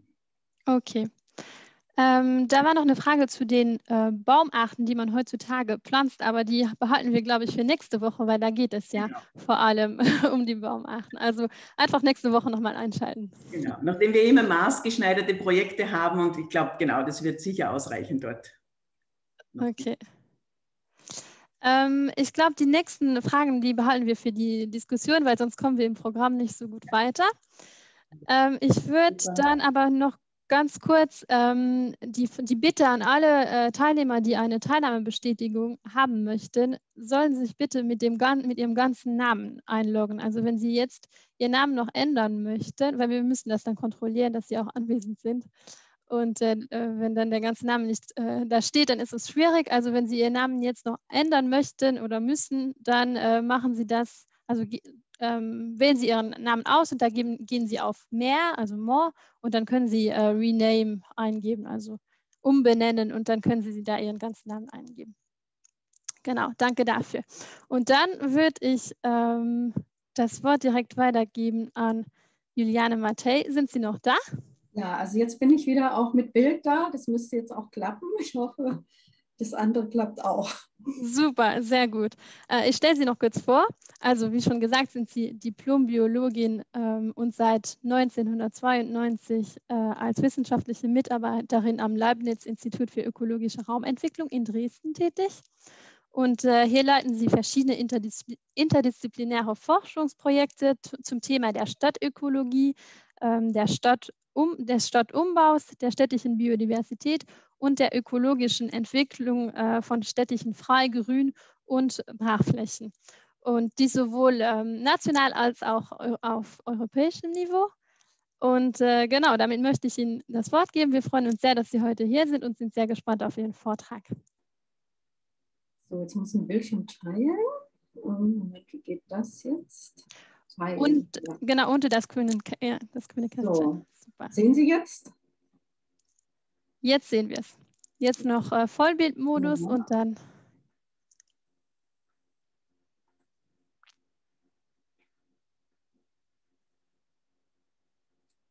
Klappt's? Ja, sehr gut. Also von meiner Seite auch erstmal einen guten Abend und ich freue mich sehr, dass ich hier etwas zur Stadtnaturschutz und zur Förderung der Biodiversität Ihnen nahebringen kann. Vieles ist ja jetzt auch schon gesagt worden, aber ich möchte Ihnen zunächst mal kurz sagen, worum es geht. Ich will zunächst mal allgemein was sagen, was Besonderheiten in der Stadt sind für Biodiversität, dann was für strategische Ansätze man verfolgen kann und ein paar Umsetzungsbeispiele, die ich vielleicht dann auch noch etwas straffen werde, und was können Bürger tun und letztendlich ein kleines Fazit ziehen. Ja, was sind die Bedingungen? Einerseits haben wir es ja, dass die Biodiversität einfach durch die Verhältnisse in der Stadt gefährdet ist. Also es ist versiegelt, es gibt Straßen, es gibt Störungen durch den Menschen. Und auf der anderen Seite gibt es aber auch spezifische, reiche, teilweise sehr wertvolle Vielfalt an Biotopen und Arten, und die dann aber wiederum durch zusätzliche neue Bebauung, die jetzt ja sehr stark, die wurde ja auch eben schon angesprochen, eigentlich in den meisten europäischen Städten zum Tragen kommt, sodass also jetzt schon Maßnahmen notwendig sind, die Biodiversität zu schützen und zu fördern, mehr als es vielleicht bis jetzt der Fall war. Wir haben alle das Thema Insektensterben, gerade wurde es ja auch schon thematisiert. Ja, also es ist aufgrund der Tatsache, dass wenig Platz für Grün ist, oft schwierig, Biodiversität in der Stadt auch wirklich umzusetzen. Aber auf der anderen Seite tragen Städte eine hohe Verantwortung für den Erhalt der Förderung der Biodiversität, einfach auch auf der auf der Grundlage, dass sie eben eine besondere Biodiversität sind. Und ich sagte es ja schon, mit der Zerschneidung gibt es einfach auch vielfältige, allerdings kleinflächige Biotopmuster, was dann aber zu vielen Randeffekten und auch vielen verschiedenen Arten, Pflanzen- und Tierarten führt. Dann haben wir die große Versiegelung, die dazu führt, dass Städte eben trockener und wärmer sind als das Umland in den meisten Fällen, sodass auch die Vegetationsperiode oft viel länger ist als im Umland. Es gibt auch seltene Biotope und es gibt aber wenig naturnah. Also es gibt manchmal Auenbereiche, die sehr naturnah sind, oder auch bestimmte Wälder. Aber es gibt auf der anderen Seite natürlich außerdem auch noch Wildnis auf Brachflächen, die ja auch eine besondere Art von Natur ist. Natürlich sind Störungen durch den Menschen häufig, aber es gibt auch Ecken, die einfach vernachlässigt werden vom Menschen und dadurch auch als Rückzugsräume dienen können. Wir alle wissen, dass die Landwirtschaft ja sehr intensiviert ist und viele Tiere gar nicht mehr dort ihren Lebensraum finden, sodass dass zum Beispiel Gebäude für Felsbewohner wie Tauben Rückzugsräume sein können oder eben auch, naja, der Fuchs kommt ja auch immer mehr in die Städte, was man jetzt auch gar nicht unbedingt will, aber der Wolf ist ja auch schon da. Also es gibt Vor- und Nachteile. Und außerdem ist auch noch eine Besonderheit, dass sich natürlich in Städten viele nicht heimische Arten aufhalten, einfach deshalb, weil der Mensch die auch eingeschleppt hat und die auch dann kultiviert. Und was ja auch dadurch natürlich die Vielfalt erhöht. Diskussionspunkt ist natürlich, will man, was will man? Aber wir haben jedenfalls eine hohe Vielfalt an Biotopen, also Lebensräumen und eben auch dadurch viele Pflanzen- und Tierarten. Und es gibt natürlich einige Arten, die profitieren davon und andere werden benachteiligt. Profitieren tun Neobiota, also Arten, die durch den Menschen eingeschleppt worden sind, die oft auch eben an diese Standorte angepasst sind, und Allerweltsarten, also Ubiquisten, die oft sehr anpassungsfähig oder auch eben eine hohe Vermehrungsrate, also hohe Samenproduktion oder kurze Lebensphasen, also kurze Reproduktionsphasen haben, sodass sie sich gut im städtischen Raum vermehren können, selbst wenn Störungen da sind. Dann gibt es Ruderalvegetation, also Rudus vom lateinischen Schotter, was eben besonders eben Arten sind, die auf Flächen vorkommen können, wo der Mensch schon was verändert hat. Und viel diskutiert sind die invasiven Arten, also eingeschleppte Arten, die sich aber sehr stark ausbreiten und dadurch andere verdrängen, also die heimischen verdrängen, zum Beispiel das indische Springkraut, was sich ja sehr stark auch an Gewässern breit macht. Ja, was ich sehr schön finde, Kowarek hat die Stadtnatur in 4 Typen eingeteilt. Das macht eigentlich so klar die Historie, wie ist eigentlich Stadtnatur entstanden. Also wir haben einmal die Stadtnatur der ersten Art, Reste ursprünglicher Naturlandschaften, also Wälder und Feuchtgebiet, also naturnahe Wälder, Felsbereiche sind ja manchmal auch in der Stadt enthalten. Dann gibt es als Natur der zweiten Art die Reste landwirtschaftlicher Kulturlandschaft. Also wir haben ja oft Äcker oder Wiesen, die dann auch noch in der Stadt manchmal sogar umzäunt oder umzingelt von Hochhäusern zu finden sind oder Heiden und Trockenrasen. Dann gibt es die eigentliche städtische Natur, nämlich die gärtnerisch angelegte, symbolische Natur. Der Mensch hat sich die Natur in die Stadt geholt und eigentlich ist es etwas Symbolisches. Er will es vor der Haustür haben, als Parkanlagen, Gärten, Straßenbäume, Blumenkübel und so weiter. Dann haben wir die 4. Art. Das ist die eigentlich wirklich urban-industrielle Natur, also Mauervegetation, Trittvegetation, Bürgersteige, der Bürgersteige, dann die spontane Vegetation, die in Baulücken und in Rest- und Brachflächen vorkommt. Also das sind jetzt mal so die Einteilungen. Interessant ist auch, dass viele Arten, dass also auch bei der Fauna eigentlich sehr viele Arten in Städten vorkommen. Also wenn man zum Beispiel die Wirbeltiere mal betrachtet, da sind also von den 389 Arten, die in Deutschland vorkommen, leben 62% in Städten. Also kommen da auch vor. Dann ja, haben natürlich, das wurde ja auch schon erwähnt, die Funktionen von Grünflächen und auch eben von der Vielfalt für die menschliche Gesundheit, also für die sozialen Belange, dass man das als Treffpunkte nehmen kann. Die Psyche, es gibt Untersuchungen, dass die Menschen eben schneller gesund werden, wenn sie in einem grünen Umfeld leben oder sich aufhalten. Und dann natürlich auch, dass man sich in der freien Landschaft bewegen kann. Und da spielt es natürlich schon auch eine Rolle, dass Vielfalt ist. Sonst ist es ja auch einfach langweilig. Ja. Aber was machen wir jetzt, wenn wir diese Vielfalt irgendwie erhalten wollen? Also was können wir in der Stadtentwicklung tun? Also wie gesagt, der Mensch steht schon in der Stadt im Mittelpunkt. Das heißt, die Frage stellt sich, welche Biodiversität oder was für Arten, was wollen wir eigentlich fördern? Das muss natürlich entschieden werden. Also es können natürlich bestimmte Biotoptypen gefördert werden, es können Zielarten gefördert werden. Das ist eine Frage. Dann, was sind die geeigneten Maßnahmen, die man treffen muss, um das, was man möchte, zu erreichen? Dann, wie kann man das, was ja in der Stadt besonders wichtig ist, die Biodiversität mit den Nutzungsbedürfnissen der Stadtbewohner vereinbaren? Denn es ist ja manchmal so, dass manche Arten brauchen ja wirklich große Flächen oder eben auch eventuell Schutzgebiete.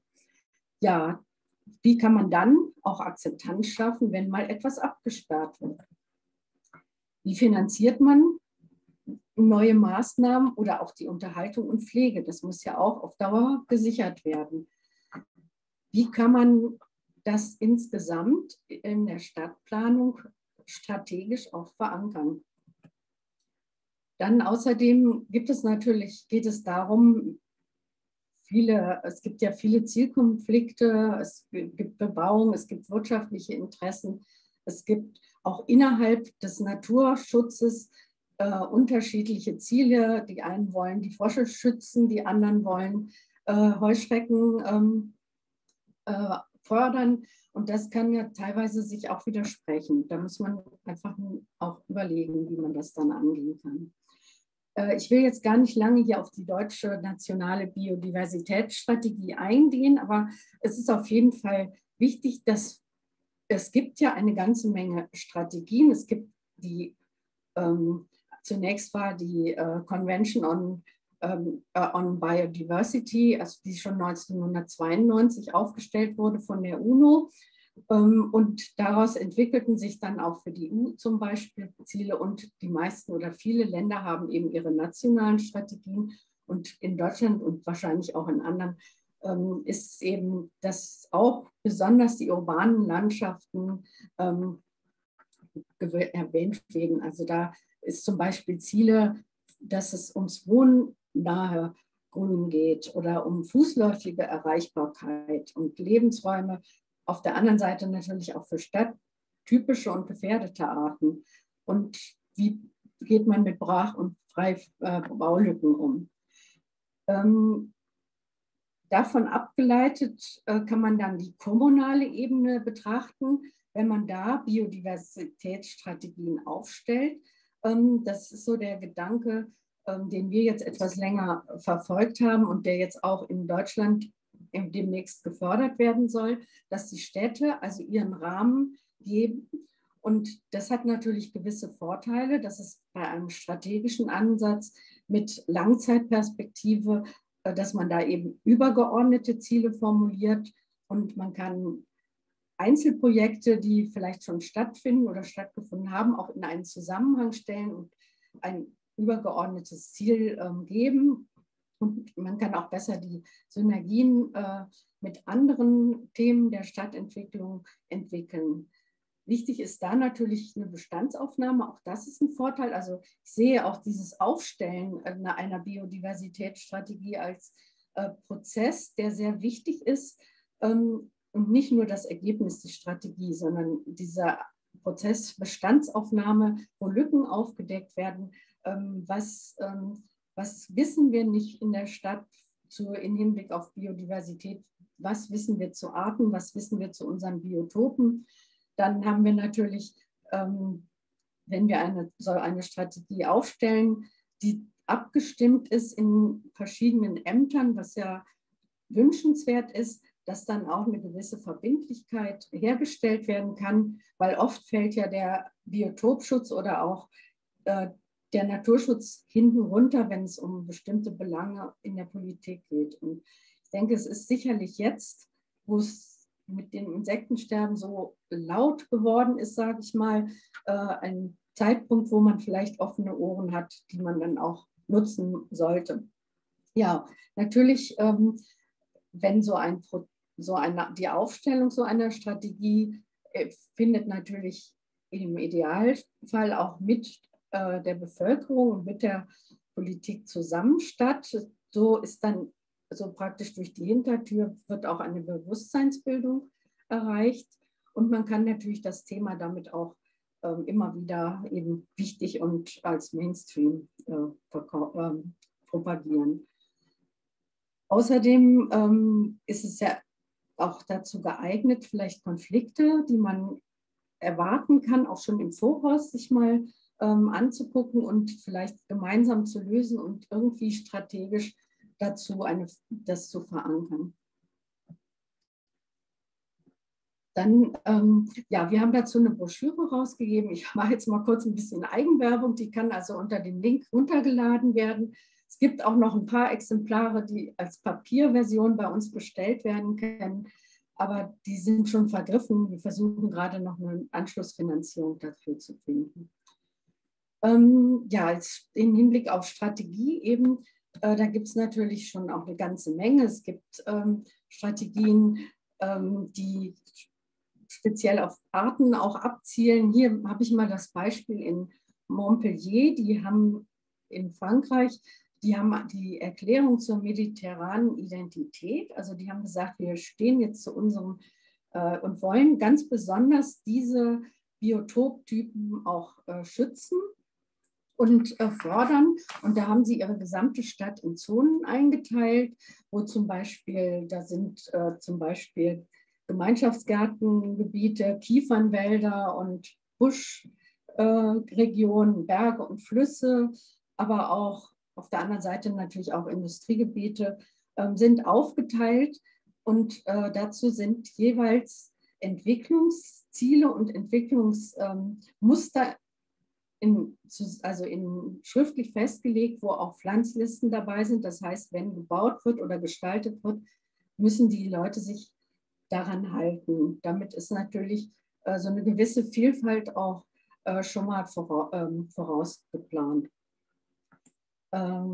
Ja, jetzt gehe ich schon auf die Praxisbeispiele.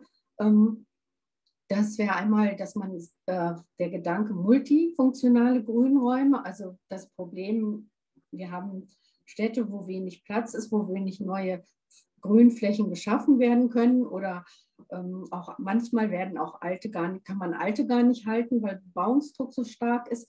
Da ist eben hier ein Park, der einerseits eben als Biotopfläche wirksam ist. Also wir haben Sträucher, Büsche, wir haben Nischen, aber die ursprüngliche Idee war hier der Retentionsschutz. Also es geht, wie man hier sieht, ein Bach durch dieses Gebiet und der ist auch sehr, bei Regen auch sehr, es schwellt sehr stark an und in Dresden also es ist in Dresden das Beispiel, haben wir das Problem, dass wir die Elbe, die sehr stark schon überflutet war und das ist eben ein ganz wichtiger Zufluss und hier sieht man rechts, wie das ausgesehen hat 2002, als die große Flut war. Also das hat da viel abgefangen, hat natürlich nicht gereicht. Auf der anderen Seite haben wir natürlich durch Baumpflanzungen, Mikroklimaverbesserung und Freiraumnutzung und Erholung ist hier auch genügend geboten.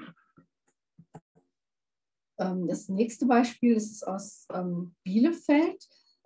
Hier wurde im Hinblick auch auf die Entwicklung einer Biodiversitätsstrategie wurden in einem ziemlich großen innerstädtischen Parkareal, was durch mehrere kleine Bäche durchflossen ist und auch Waldgebiete enthält, bestimmte Maßnahmen geplant und umgesetzt. Man sieht hier die roten Sternchen, also es geht hier um den Erhalt und die Optimierung der Feuchtwiesen, unter anderem zum Beispiel Wasser-, Greiskraut- und Kuckuckslichtnelke. Und es sollen bestimmte Arten, also Artengruppen, Schmetterlinge sollen bessere Lebensräume finden und Heuschrecken sollen durch veränderte Maatzeiten auch bessere Bedingungen vorfinden. Und das Ganze, dazu wurden eben verschiedene Maattermine getestet. Dann wurde getestet, wie das mit der Maatgutabfuhr und mit Mulchen ist, gerade bei Feuchtwiesen. Und um die Artenvielfalt auch schnell zu erhöhen, dass die Bevölkerung auch direkt was sieht, hat man auch Einsaaten mit Blühaspekten gemacht. Also dazu muss man sagen, also hier wurde also die Bevölkerung, sagen wir nicht einbezogen in die Planung, aber ständig informiert und auch über Online-Befragungen, also befragt, was sie davon halten von einzelnen Maßnahmen. Und es fanden Workshops statt, wo dann auch die Maßnahme erklärt wurde.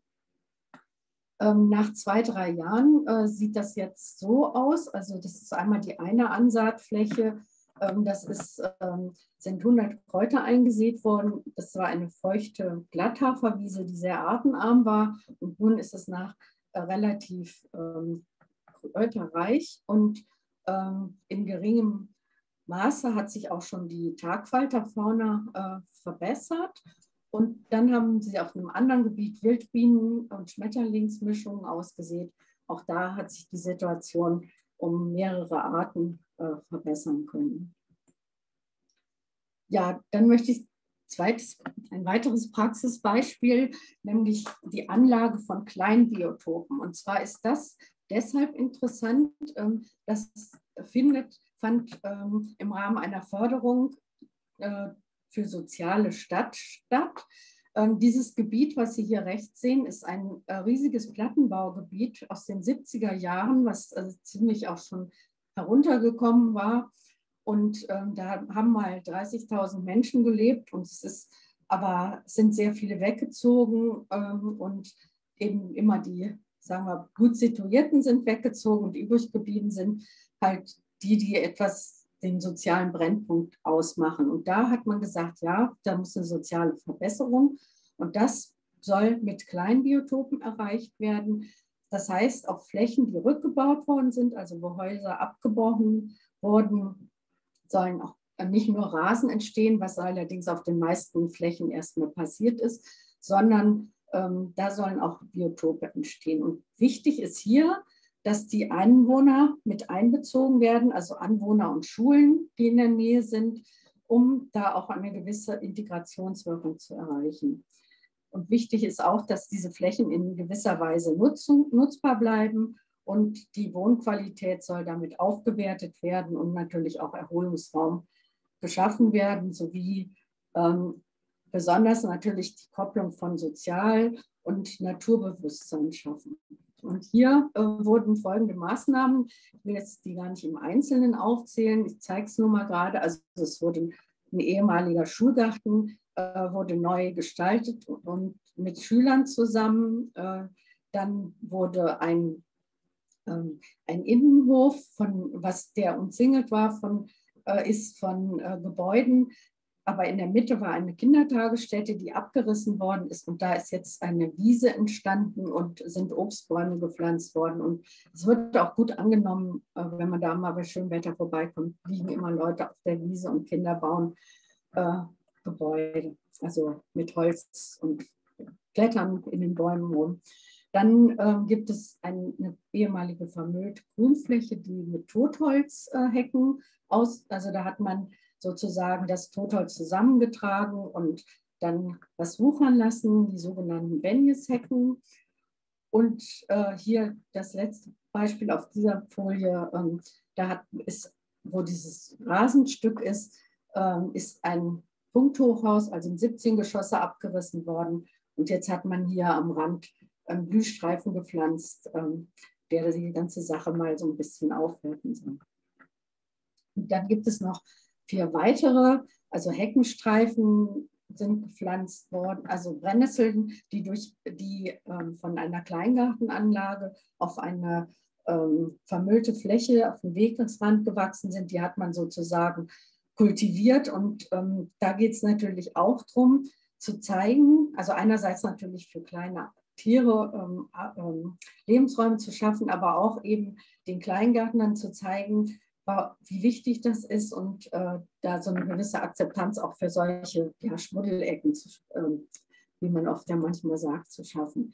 Dann ein essbarer Garten gehört dazu, das wurde ja eben auch schon mal erwähnt und dann noch ein Wildbienenhaus mit Wildblumenbeet drumherum. Und man kann also als Schlussfolgerung für diese kleinen Biotope sagen, also das sind durchaus Optionen, die sich umsetzen lassen und auch die Bevölkerung sich interessiert.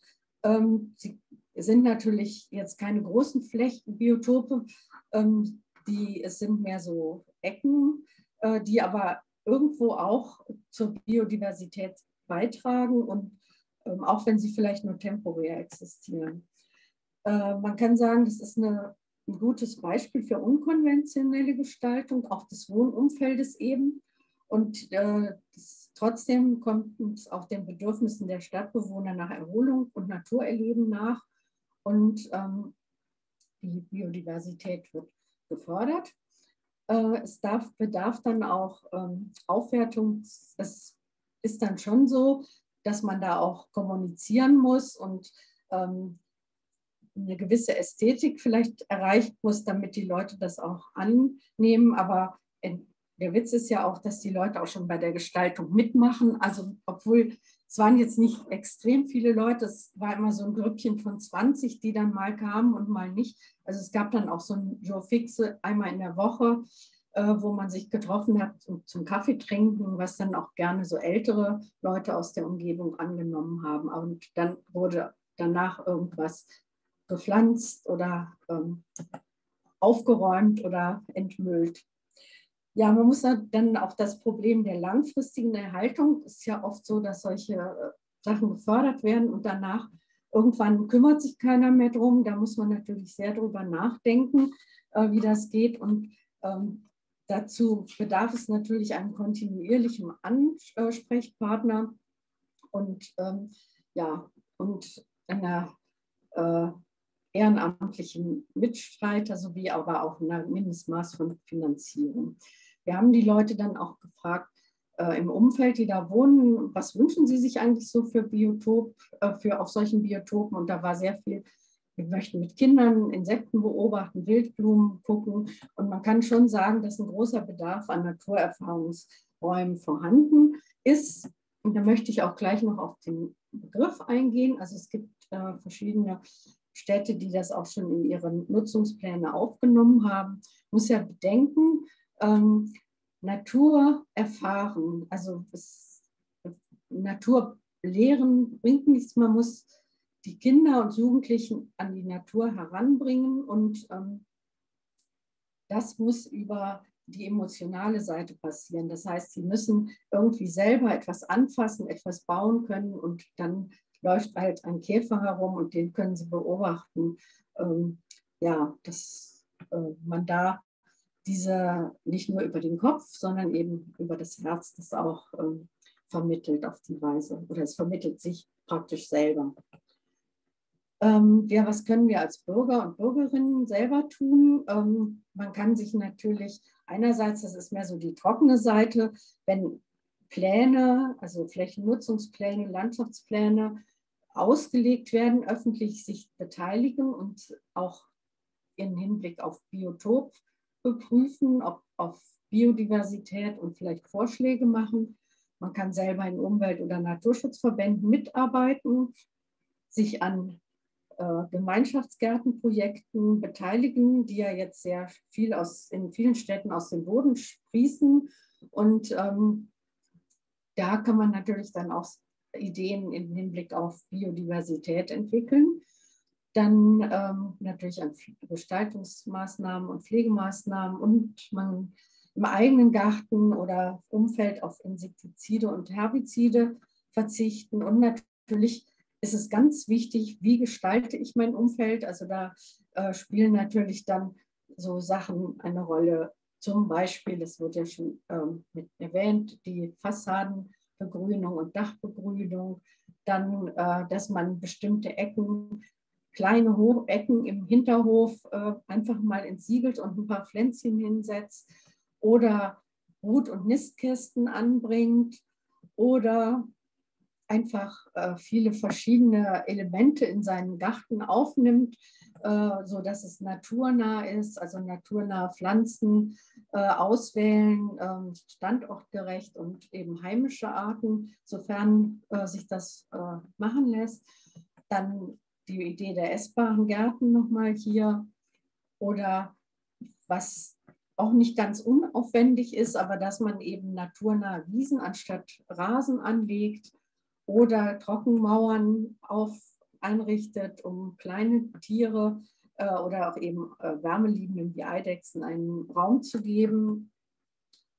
Und auch die Gestaltung der Hecken und der Büsche ist entscheidend, dass es strukturreich ist und nicht irgendwie so Einheitshecken, wo nur eine Art vorkommt. Wenn man sich das rechte Bild hier betrachtet, sieht man, dass alleine an so einer Hecke hier schon 7 Arten ihre Nistplätze oder eben Nahrungshabitate haben. Das heißt, das ist dann schon für viele auch andere Tiere ein wichtiger Bestandteil.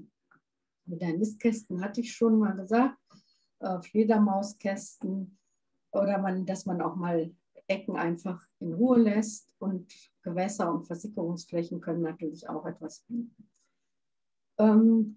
So, jetzt habe ich noch 2 Folien, die ich zur biologischen Vielfalt allgemein. Also wir haben ja das gesagt, Stadtbewohner müssen die Zugänglichkeit haben, wenn es nicht ganz besondere Biotope sind, die man dann doch mal auch abriegeln muss. Es ist gut, wenn Gestaltung und Nutzungsmöglichkeiten vorhanden sind. Dann ändert sich halt so ein Biotop und vielleicht verschwindet dann das ein oder andere Lebewesen, aber dafür kommt dann was anderes. Grünflächen als Basis und wie kann man jetzt sichern und neue Flächen schaffen? Also wichtig ist natürlich, dass man auch diese Vielfältigkeit der Strukturen, aber das ergibt sich eigentlich auch schon fast von selber. Die Vernetzung ist ja auch schon angesprochen worden, also am besten natürlich auch bis in die freie Landschaft oder eben kleine Flächen, die sozusagen als Trittsteine zwischen größeren Parks eine Rolle spielen können, sodass wandernde Arten da eine Möglichkeit finden, von einem zum anderen zu kommen. Multifunktionalität von Grünflächen zu bedenken und was ich auch sehr wichtig finde, Sukzession auf Flächen zuzulassen und Wildnis auch einfach mal zu akzeptieren und eine gewisse Dynamik. Also nicht, es muss alles genau so jetzt immer sein, es kann sich auch entwickeln und es können auch temporäre Biotope, also die nur eine gewisse Zeit da sind, einen hohen Wert haben. Und dadurch kann typische und seltene Arten gefördert werden. Ja, die Wege zur Biodiversität, das ist jetzt eigentlich das, wo die Planer und Planerinnen und auch die Städte ansetzen können, die Kommunen. Also da ist es natürlich wichtig, dass man das auch ganz gezielt verankert in verschiedensten Strategiepapieren, zum Beispiel eben, dass man eine Biodiversitätsstrategie macht. Oder es muss auch keine eigene Strategie sein, sondern dass man es vielleicht an andere Strategien, Belange des Naturschutzes und der Biodiversität anknüpft, dass man in Plänen auf den verschiedenen Ebenen, regional oder bundes- beziehungsweise eben auch kommunal, bestimmte Vorgaben macht, dass man sagt, Richtwerte, es müssen so und so viel Prozent als Biotopflächen sein oder wenn neu gebaut wird, müssen Nistkästen für Schwalben angebracht werden oder so etwas. Obwohl das auch, ich weiß, es ist auch nicht einfach, sowas durchzusetzen. Ja, und natürlich, dass man auch guckt, welche Planungsinstrumente sind gut geeignet. Dazu haben wir auch in unserer Broschüre, gibt es da auch nochmal Hinweise, zumindest für Deutschland dann. Aber ich denke, das wird vielleicht auch in anderen Ländern ähnlich sein. Ja, und das mit dem Koppeln hatte ich auch schon gesagt. Dann ist es natürlich wichtig, dass man sowohl die Akteure, die politischen Akteure, also die also entscheiden müssen und auch die Leute, die da etwas umsetzen, also die Planer, dass die auch schon mit der politischen Ebene und mit den Bürgern sich auch frühzeitig kurzschließen. Dann muss natürlich irgendwie vorab gedacht werden, der finanzielle Rahmen, also dass der Kampf nicht jedes Jahr vielleicht neu losgeht, sondern dass man da schon langfristig Gelder einplanen kann. Was mich sehr erstaunt hat, also es gibt sehr viele gute Datengrundlagen, aber wenn es dann darauf ankommt, fehlt meistens dann doch einiges. Also dass man da versucht, auch vielleicht digital das vorzudenken, besonders für bestimmte Biotope, die vielleicht in einer Stadt besonders wertvoll oder typisch sind oder eben für Zielarten. Frau Mattei, ich wollte Sie nur ganz kurz auf die Zeit aufmerksam machen. Ich bin gleich, das ist die letzte. Okay, super. Entschuldigung, ja. Dann die Förderung von Fortbildungsmaßnahmen. Also es ist ja auch so, dass die Leute, die jetzt vor Ort die Pflege machen müssen, dass die oft auch dann bedenken müssen, ja, wir machen das nicht immer am 15. Mai, das Mähen, sondern dass man bestimmte Dinge auch berücksichtigt. Dass man eben sagt, wenn wir jetzt mähen, dann werden die Heuschrecken weggemäht. Oder dass man eben solche Sachen berücksichtigen muss. Dann Öffentlichkeitsarbeit zur Motivation und Akzeptanz und finanzielle Unterstützung vielleicht von Privatleuten für biodiversitätsfördernde Maßnahmen. Zum Beispiel, es gibt in Essen zum Beispiel, die machen Fassadenbegrünung, die fördern sie. Und wichtig ist auch die Kooperation mit Nachbargemeinden, wenn es um bestimmte Projekte geht. Ja, und das soll natürlich zur Vermeidung von Zielkonflikten beziehungsweise zur vorrechtzeitigen Abstimmung beitragen. Ja, also dann bedanke ich mich fürs Zuhören und jetzt raus ins Grüne ist vielleicht ein bisschen schon zu dunkel bei uns jedenfalls, aber vielleicht dann morgen. Vielen Dank. Gut, wir bedanken uns auch bei Ihnen. Und ich habe auch noch eine Frage aus dem Chat, die wurde zwar vorhin schon gestellt, aber ich glaube, Sie können die auch ganz gut beantworten. Und zwar wurde da gefragt, wie man vorgeht, wenn zum Beispiel dann auf Brachflächen sich Biotope entwickeln. Bitte, wenn Sie auf Brachflächen Biotope entwickeln oder auf leerstehendem Bauland Biotope entwickeln und dann sollen da aber gebaut werden. Wie geht man dann damit um, wenn die dann wieder zerstört werden müssen? Ja, also es kommt natürlich darauf an, was für eine Art von Biotopen das ist. Also grundsätzlich sind das ja oft, wie ich schon sagte, allerweltsarten, die für eine gewisse Zeit sehr schön sind, dass sie da sind, aber dass man da im Notfall dann eben auch wirklich bebauen muss. Und das wird ja auch meistens dann gemacht. Aber man sollte vielleicht versuchen, bestimmte Bereiche zu halten, dass man sagt, wir machen vielleicht so eine Art Sukzessionspark um so eine Fläche. Also meistens haben ja Industrieparks oder so, haben ja oft Flächen, die irgendwie gestaltet werden, dass man das mit einbezieht, was da ist. Ich meine, anders ist es natürlich, wenn jetzt was ist, was wirklich schon, sagen wir mal, in Deutschland wäre es dann unter die geschützten, wenn es unter geschützte Biotope fallen würde, da müsste man natürlich dann auch etwas genauer noch analysieren, ob man das irgendwie dadurch, dass man die Bebauung irgendwie davon fernhält. Also das ist natürlich leicht gesagt. Das sind ja Prozesse, die dauern ja Jahre unter Umständen. Aber letztendlich, denke ich, kann man Sukzession mit einplanen und kann die auch ästhetisch gezielt einsetzen. Okay, ich glaube, die nächsten Fragen, Tate, wolltest du noch was sagen? Nein, dann würde ich das Wort direkt weitergeben an Gilles Bieber und die anderen Fragen, die halten wir uns dann für ganz zum Schluss. Da ist wieder ein Mikrofon an, ich sehe aber nicht welches, dann kann ich das nicht ausmachen. Gilles, du bist da. Ja, hallo. Gut, also nochmal kurz zu Gilles Bieber. Er ist Conseiller de Gouvernement Première Classe beim Umweltministerium und er wird uns jetzt den Naturpakt vorstellen und vor allem auch, welchen Impact dieser auf die Begrünung im Siedlungsraum haben kann. Ja, guten Abend allerseits. Ich bin nicht ganz so Zoom-begabt. Share Screen, doch. Genau, ganz unten. So. Ich hoffe, das klappt jetzt. Eine kleine Bestätigung, Michael? Ja, ja nur noch ja. Vollbildmodus. So. Bei mir geht es jetzt zumindest. Ja, ja, bei uns auch, klappt. perfekt. Ja. Okay, ja, also vielen Dank auch für die Einladung. Also ich werde kurz den Naturpakt bei uns präsentieren. Dieser wurde bereits von der Frau Ministerin Liesburg angekündigt. Hintergrund ist ein Gesetzesprojekt, der wurde jetzt vor Monaten beim Staatsrat hinterlegt und wir warten da jetzt sehr sehnlich auf eine Rückmeldung und dann kann es eigentlich ziemlich bald hoffentlich mit dem Naturpakt hier in Luxemburg auch dann starten.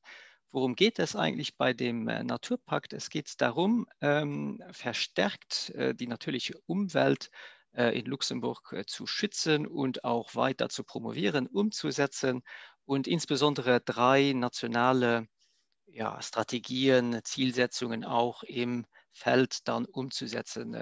Hier zu erwähnen ist unsere nationale Biodiversitätsstrategie von 2017. Weiter beinhaltet aber auch der Naturpakt den ganzen natürlichen Wasserbereich, den Wasserhaushalt. Dabei geht es also auch, die Gemeinden dazu zu bewegen, noch gezielter sich zu beteiligen an der Umsetzung des Wasserbewirtschaftungsplanes. Und dann auch drittens, was ja auch bereits schon von den Vorrednern angekündigt wurde, enorm wichtig ist, nicht nur in Österreich und in Deutschland, aber auch in Luxemburg, die Anpassungsstrategie an den Klimawandel und insbesondere dann in den städtischen Bereichen. Also das jetzt etwas zu dem trockneren Teil der Strategien. Jetzt werden wir etwas konkreter. Wie muss man sich diesen Pakt vorstellen? Also es geht um ein Abkommen zwischen jeweils der einzelnen Gemeinde und dem Staat, sich zu beteiligen an der Umsetzung der Verbesserung der natürlichen Umwelt. Dafür wurde ein Maßnahmenkatalog erstellt, dass die Gemeinden auch bewertet werden können. Das bedeutet, die bekommen eine Art Zertifizierung. Hier sehen wir die Logos, inwieweit die einzelnen Gemeinden sich dann erfolgreich daran beteiligt haben und auch umgesetzt haben. Interessanterweise, wenn man als Staatsvertreter regelmäßig dann Gemeinden auch begegnet. Alle Gemeinden sind immer der Meinung, dass sie sehr viel bereits umgesetzt haben und alle avertierten Luxemburger Naturschützer wissen natürlich, dass es schon erkennbare Unterschiede hier auch gibt. Jetzt mit diesem Maßnahmenkatalog würde dann in Zukunft auch die Möglichkeit bestehen, sich wirklich einmal als Gemeinde selbst zu beurteilen und zu messen mit den Nachbargemeinden. Und das ist auch das, was wir anstreben. Also wir hoffen, dass die Gemeinden, dass es zu einem sportlichen Gedanken kommt und dass die Gemeinden sich dann besser beteiligen möchten, ein besseres Resultat haben möchten als die Nachbargemeinden. Darum geht es. Also die Gemeinden erhalten dabei auch Gelder, Subventionierungen und auch Unterstützungen bei den Umsetzungen sowie auch gezielte Beratungen. Also es steht auch ein Naturpaktberater wird zur Verfügung gestellt für die jeweilige Gemeinde, um auch diesen Maßnahmenkatalog umzusetzen. Also zum Ablauf dann wichtig ist, die Gemeinde engagiert sich dann.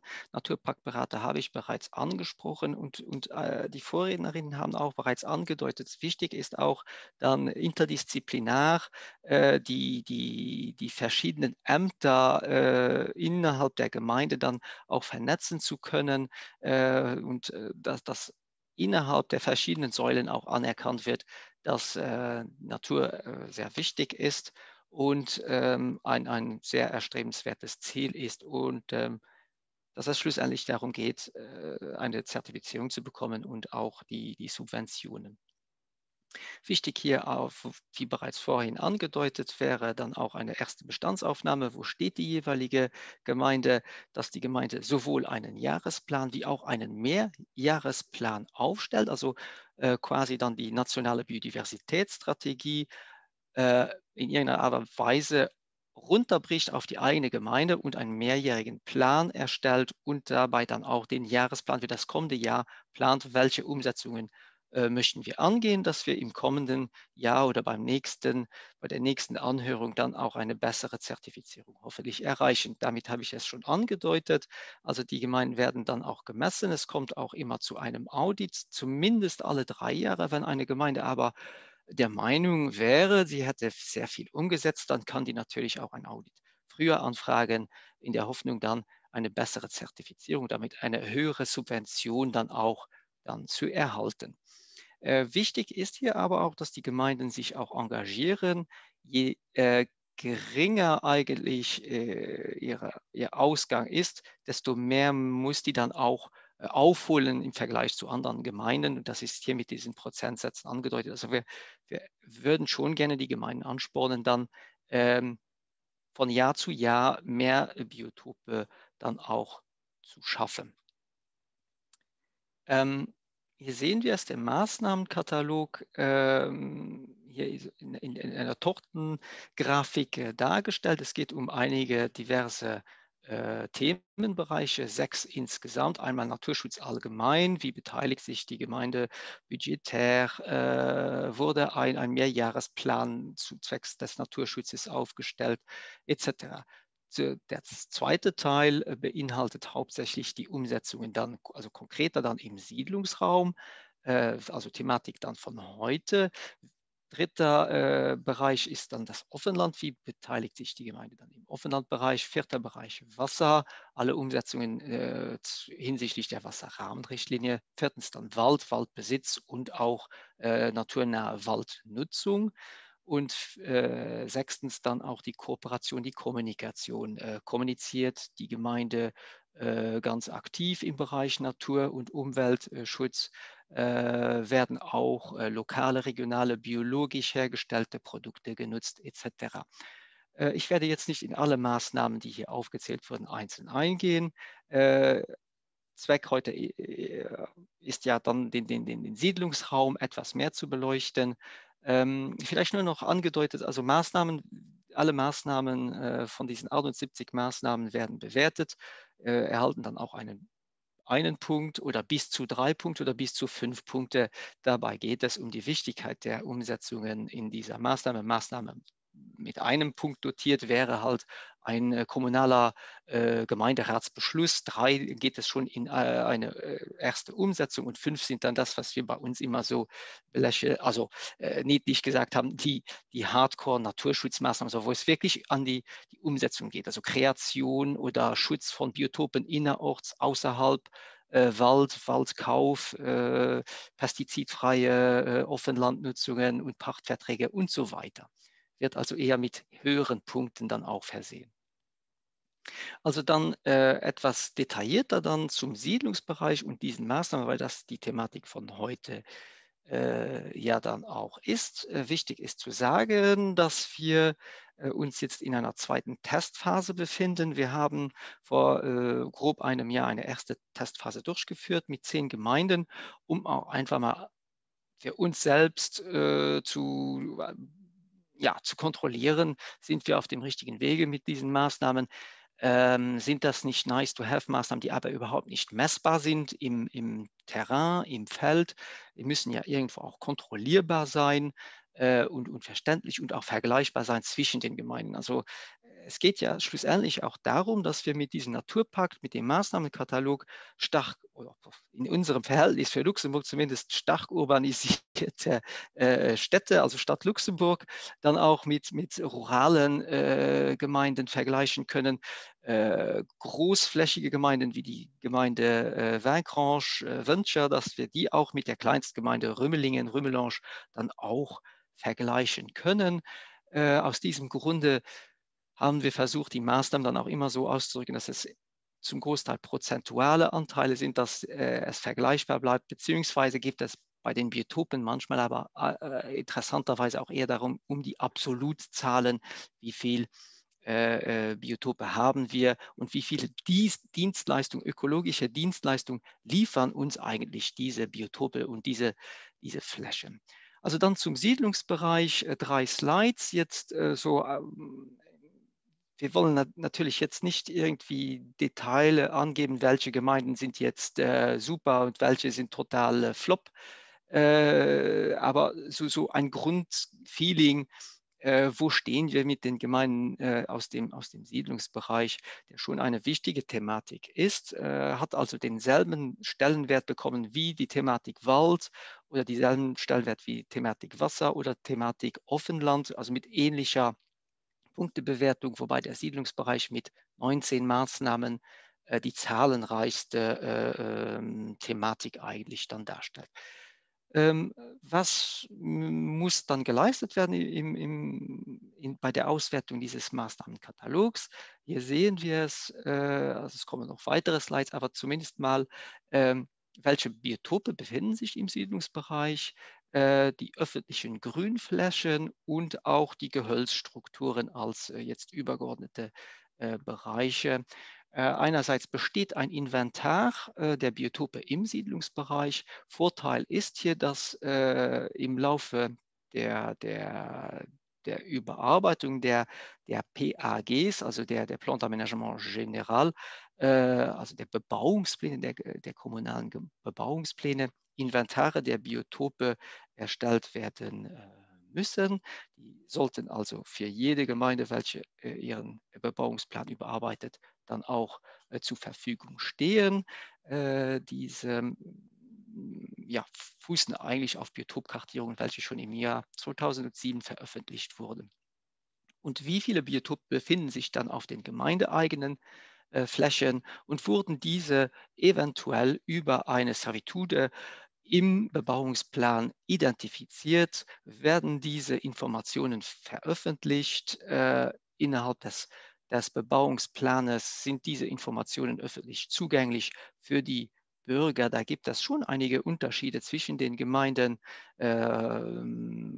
weniger jetzt zwischen der Kartierungsmethodik, weil die ist ja einheitlich, aber nicht alle Gemeinden stellen diese Informationen gleichermaßen zur Verfügung, aber dieses ist ja auch ein Instrument, um eigentlich auch die Gemeinden vergleichen zu können, und die Gemeinden, die das schon gemacht haben, können natürlich schneller, besser in einem höheren Zertifizierungsgrad auch stehen. Die Gemeinden, die das vielleicht vereinzelte Maßnahmen noch nicht gemacht haben, können ja in diese Sachen auch nachholen und zum Beispiel diese Informationen der Biotope dann auch veröffentlichen und darstellen.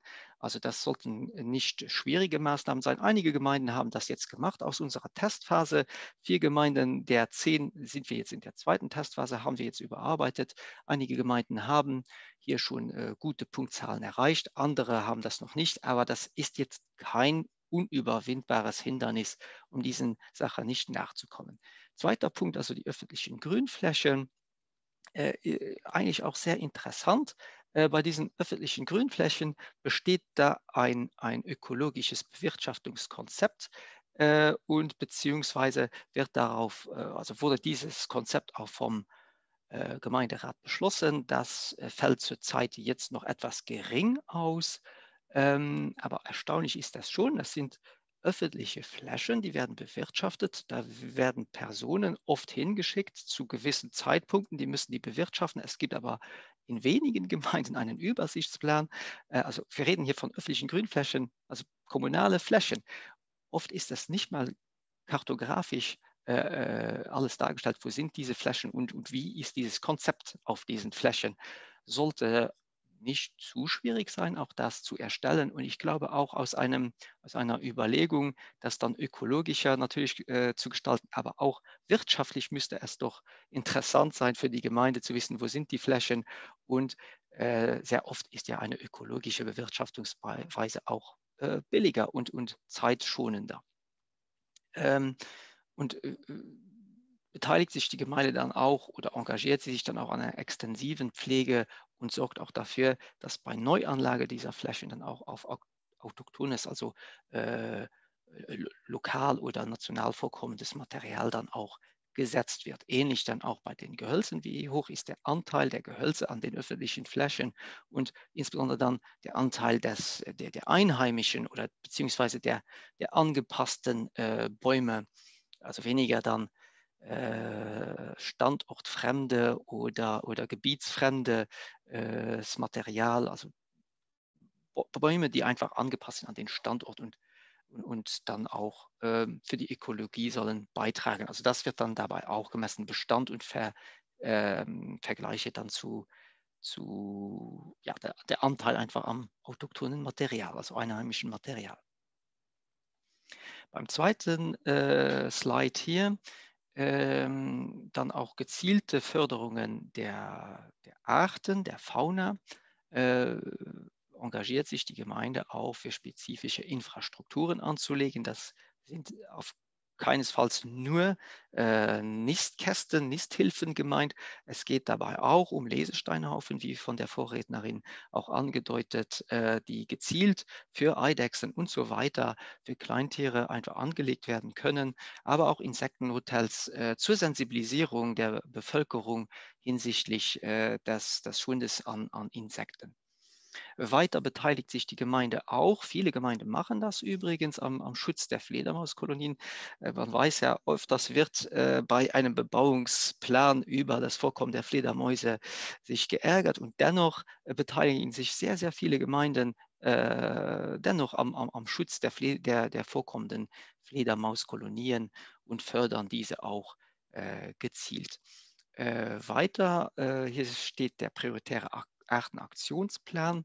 Hier geht es darum, wir haben in der nationalen Biodiversitätsstrategie diverse prioritäre Artenschutzpläne ausgearbeitet und die Gemeinden sollen sich bei jedem Themenbereich, also Siedlungsbereich, Offenland, Wald und Wasser, jeweils eine Leitart aussuchen, um diesen Aktionsplan dann auch gezielter durchzuführen. Und dieser soll auch in den Mehrjahresplan dann einfließen. Also das bedeutet, jede beteiligende Gemeinde sollte dann später einige Zeigerarten oder ja, Vorzeigearten sich raussuchen, welche dann gezielt gefördert werden sollen, neben anderen Arten. Weiter geht es dann aber auch um die Gebäude oder Bebauungen, also PAPs, Plan d'Aménagement Particulier, also gezielte Bebauungspläne, also Umsetzungspläne bei der Bebauung. Hier wurde dann bis jetzt getestet, welche Gemeinden haben am Anteil der Gemeinden, der öffentlichen Gebäude besitzen eine Dachbegrünung oder Fassadenbegrünung. Hier muss man sagen, dass bis jetzt zumindest die etwas urbanisierteren Gemeinden scheinbar den Vorteil haben hinsichtlich der ruralen Gemeinden. Dennoch gehen wir aber davon aus, dass auch die ruralen Gemeinden, wenn die auch nicht immer so oft neue öffentliche Gebäude bauen oder bauen müssen, dennoch auch mit der Fassadenbegrünung ziemlich schnell hierdurch aufholen können und auch etwas in der Gestaltung des Siedlungsraumes auch dieses auch angehen können. Besteht eine Checkliste für naturnahe oder, ja, wie es hier steht, grüne PAPs, also gezielte Bebauungspläne. Auch einige Gemeinden haben hier schon Pionierarbeit, wenige Gemeinden haben hier Pionierarbeit geleistet. Es bestehen schon Checklisten in Gemeinden um gezielt zu sensibilisieren und auch bei der Planung einer konkreten Bebauung möglichst viele ökologische Elemente dann auch einfließen zu lassen. Hier ist dann natürlich die Idee, dass wir staatlicherseits dann versuchen werden, oder nicht nur versuchen werden, ist ganz klar, in den kommenden Wochen dann diese Checklisten versuchen zu veröffentlichen, dass die Gemeinden ziemlich schnell sich an diesen Checklisten auch orientieren können. Die Checkliste soll dann auch vom Gemeinderat so angenommen werden.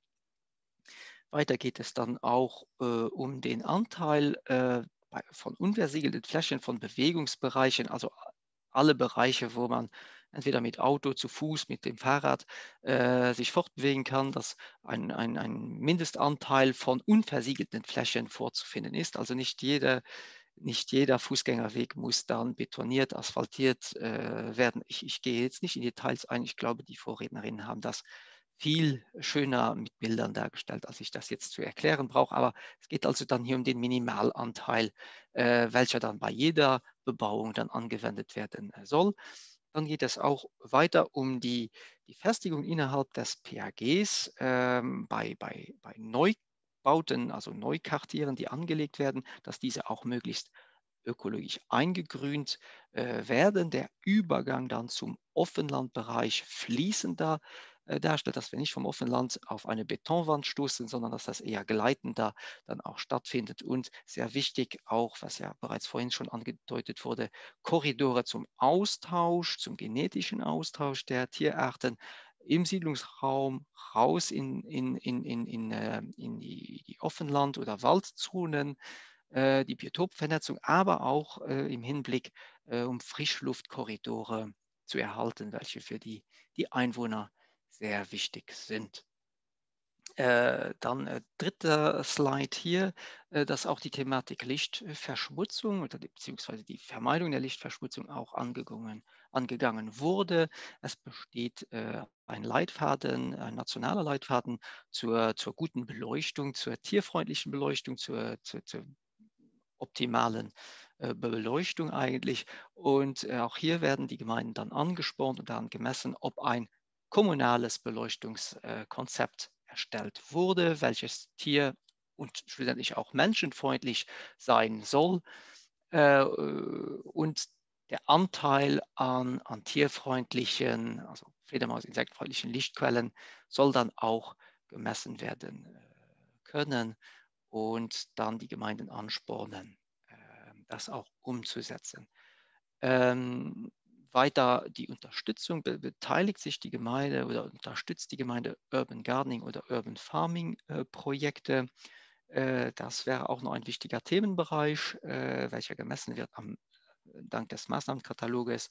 Und dann auch schlussendlich der ganze Bereich zur Sensibilisierung, wo wir dann eher auf die Privatflächen dann auch schielen und die Bürger und Bürgerinnen dazu bewegen wollen, sich zu beteiligen an den Privatflächen, diese ökologischer zu gestalten, sei es dank der Beratung oder Sensibilisierung, beziehungsweise sogar von Subventionierungen von den Gemeinden, beziehungsweise traut sich die Gemeinde auch den Schritt, wagt die Gemeinde den Schritt zur Bautenreglementierung.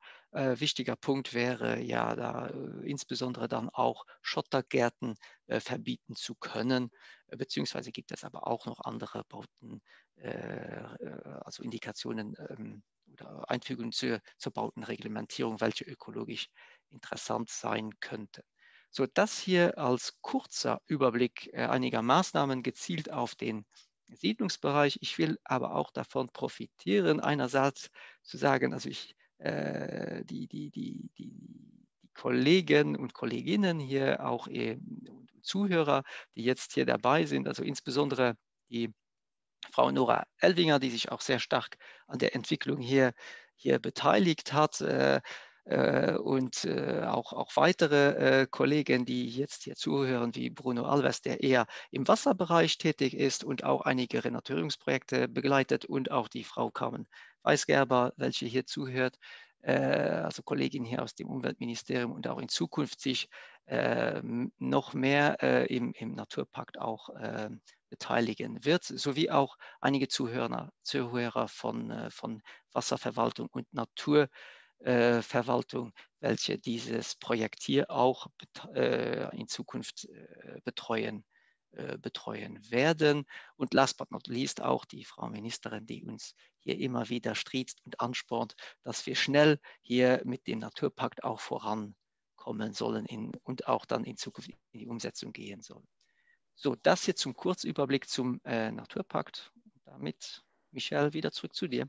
Ja, einen großen Dank auch für diese Präsentation. Es gab jetzt keine direkten Verständnisfragen im Chat. Es gab nur eine Frage zum Konflikt oder zur Kompatibilität zwischen Gründach und Photovoltaikanlagen. Da möchte ich aber auf unser Seminar zum Gründach verweisen. Und zwar ist der am 18. März. Und da wird dieses Thema auch ausführlich behandelt. Also dann einfach am 18. März nochmal einschalten. Und jetzt möchten wir dann die Diskussion, also Ihre Fragen auch entgegennehmen. Jetzt können Sie sich auch selber zu Wort melden. Und zwar funktioniert das so, dass Sie sich aber am besten per virtuelle Hand melden. Dazu gehen Sie in Ihrer Leiste unten, wo die ganzen Ikonen sind, auf Participant, also Teilnehmer. Und dann haben Sie da unten wieder, also dann geht wieder ein Fenster auf rechts und da unten ist eine Leiste und da steht Raise Hand oder Handheben. Und wenn Sie darauf klicken, dann sehe ich neben Ihrem Namen eine blaue Hand und dann kann ich Ihnen das Wort geben. Wenn Sie trotzdem noch lieber per Chat Fragen einreichen, dann können Sie das natürlich auch machen. Ich würde dann auch noch Fragen, die vorhin im Chat gestellt worden sind, nochmal aufgreifen. Und zwar war da eine Frage zum Thema der Umweltgerechtigkeit. Vielleicht kann Frau Detzelhofer da am besten darauf antworten. Aber die anderen Referenten dürfen natürlich da auch darauf antworten. Und zwar war die Frage, gibt es Auswirkungen auf die Sozialstrukturen in begrünten Stadtquartieren? Oh, Frau Detzelhofer, wir hören Sie nicht.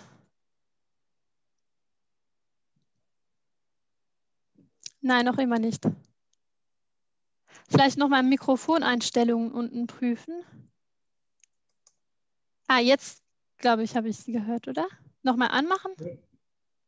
Ist aufgehoben. Jetzt geht's wieder. Doch, jetzt geht's wieder. Hören Sie jetzt was? Ja. Ah, okay, weil ich höre nichts mehr. Ach so. Das ist blöd. Aber wir hören Sie. Sonst müssen Sie das Kabel vielleicht ganz raus. Nein. Sie hören uns. Das ist weg. Gut, die Frage habe ich verstanden. Ich höre nur umgekehrt nichts mehr, aber das ist eigentlich eine Frage fast an Wissenschaftler und weniger an Planer, diese Untersuchung, ob es wirklich Auswirkungen eben auf die soziale Befindlichkeit der Leute gibt. Die kann ich so spontan nicht beantworten. Die könnte ich nur wirklich auch sehr emotional beantworten, dass ich überzeugt bin davon, dass die Wirkungen von Stadtgrün auf die Leute positive Wirkungen sind. Aber Entschuldigung, mir geht noch ein anderer Punkt durch den Kopf. Und zwar, es sollte nicht der Eindruck entstehen, dass man in ganz Wien nicht mehr über Parkplätze diskutiert.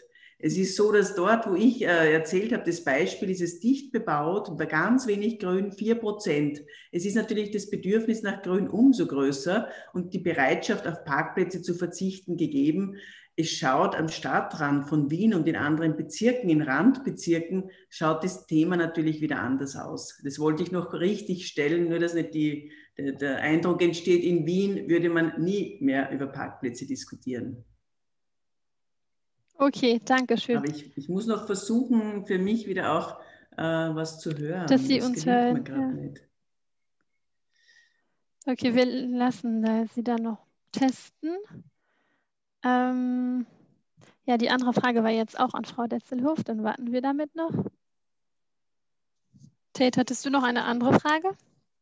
Ja, die geht zwar dann auch an die Referentinnen. Also ich habe das Gefühl, dass eigentlich zumindest bei der Planung von neuen Wohnsiedlungen auch unter dem Druck, lassen wir sagen, dem Druck des Wohnungsmarktes, es muss immer dichter gebaut werden. Jeder Platz wird ausgenutzt, weil die Preise eben entsprechend hoch sind.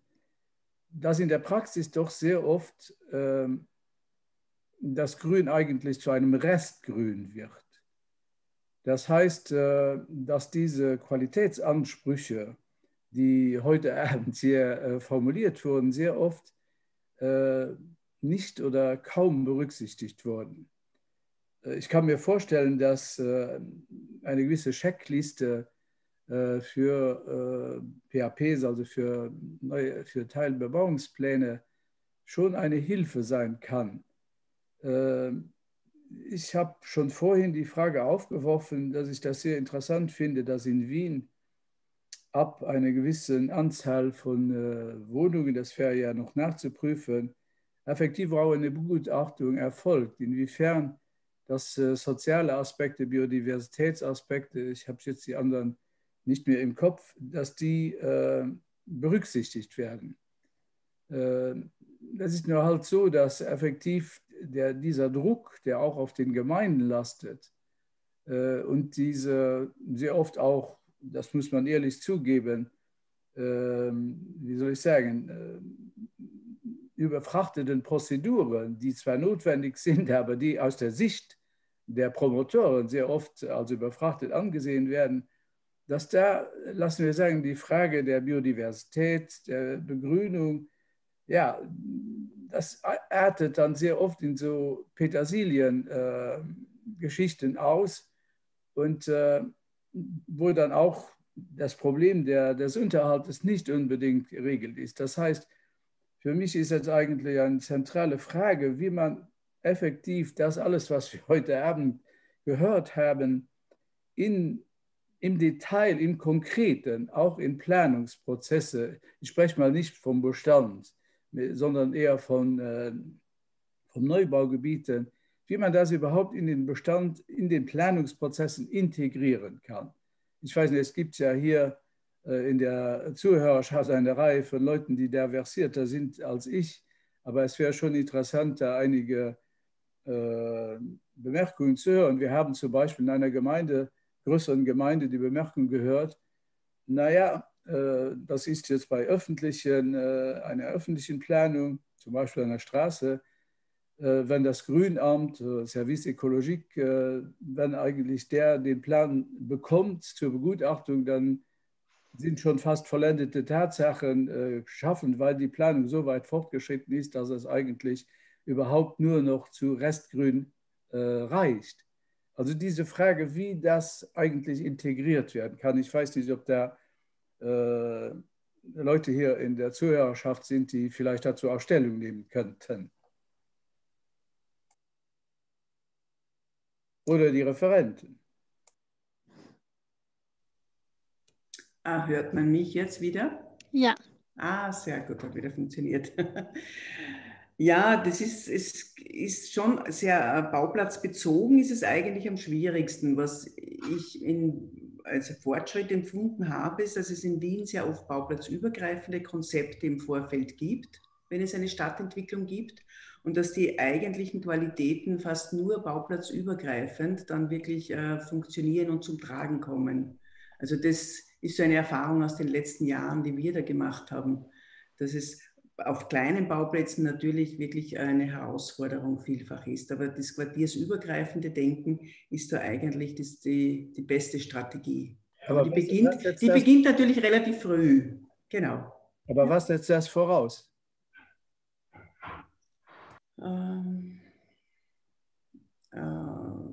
Das, meinen Sie in administrativer Art oder? Auf Planungsebene. Auf Planungsebene heißt es, dass im Vorfeld schon quasi parallel zur städtebaulichen Konzeption eigentlich eine Freiraumplanung vorgelegt werden muss. Dass man nicht eben Bebauung, dass die nicht losgelöst von einem Freiraumkonzept gemacht wird. Aber wie setzt man das durch? Das setzt man in täglicher Kleinarbeit. Und ja, also das ist eben dieses Fachkonzept Grün und Freiraum ist einmal ein wichtiger Schritt gewesen, dass es im Stadtentwicklungsplan quasi dort verankert war. Und ich meine, ich finde ja toll, was ihr mit dem Naturpakt ihr da vorhabt in Luxemburg. Es geht vielleicht eher auch in die Biodiversitätsstrategie hinein, also weniger schon auf der Bebauungsebene im Vorfeld. Da ist die Thematik in Wien vielleicht ein bisschen anders gelagert, weil man dort eben sehr viel mehr auf dieser Freiraumkonzeption, auch Kinderspiel ausreichend, also Sorge zu tragen, dass für die Leute genug Grün da ist auch. Und das muss eigentlich schon auf der städtebaulichen Ebene beginnen. Sonst wird es, genau, eigentlich oft sehr wirklich schwierig. Dankeschön. Wir haben jetzt auch eine Wortmeldung von Seiten der Teilnehmer, und zwar Frau Carmen Weisgerber. Ich schalte Ihr Mikrofon mal an.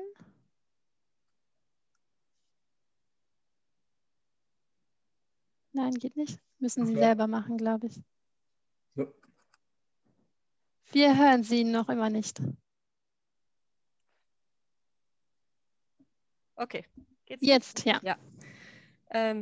Also ich bin im Umweltministerium tätig und ich wollte bloß dazu anmerken, es war vor Jahren in Luxemburg im Gespräch, dass es auch im Ministère de l'Intérieur mit im Gespräch, dass bei größeren Planvorhaben, bei größeren PAPs obligatorisch ein Landschaftsarchitekt mit im Planungsteam sein müsste und dass es eine juristische Vorgabe sein sollte.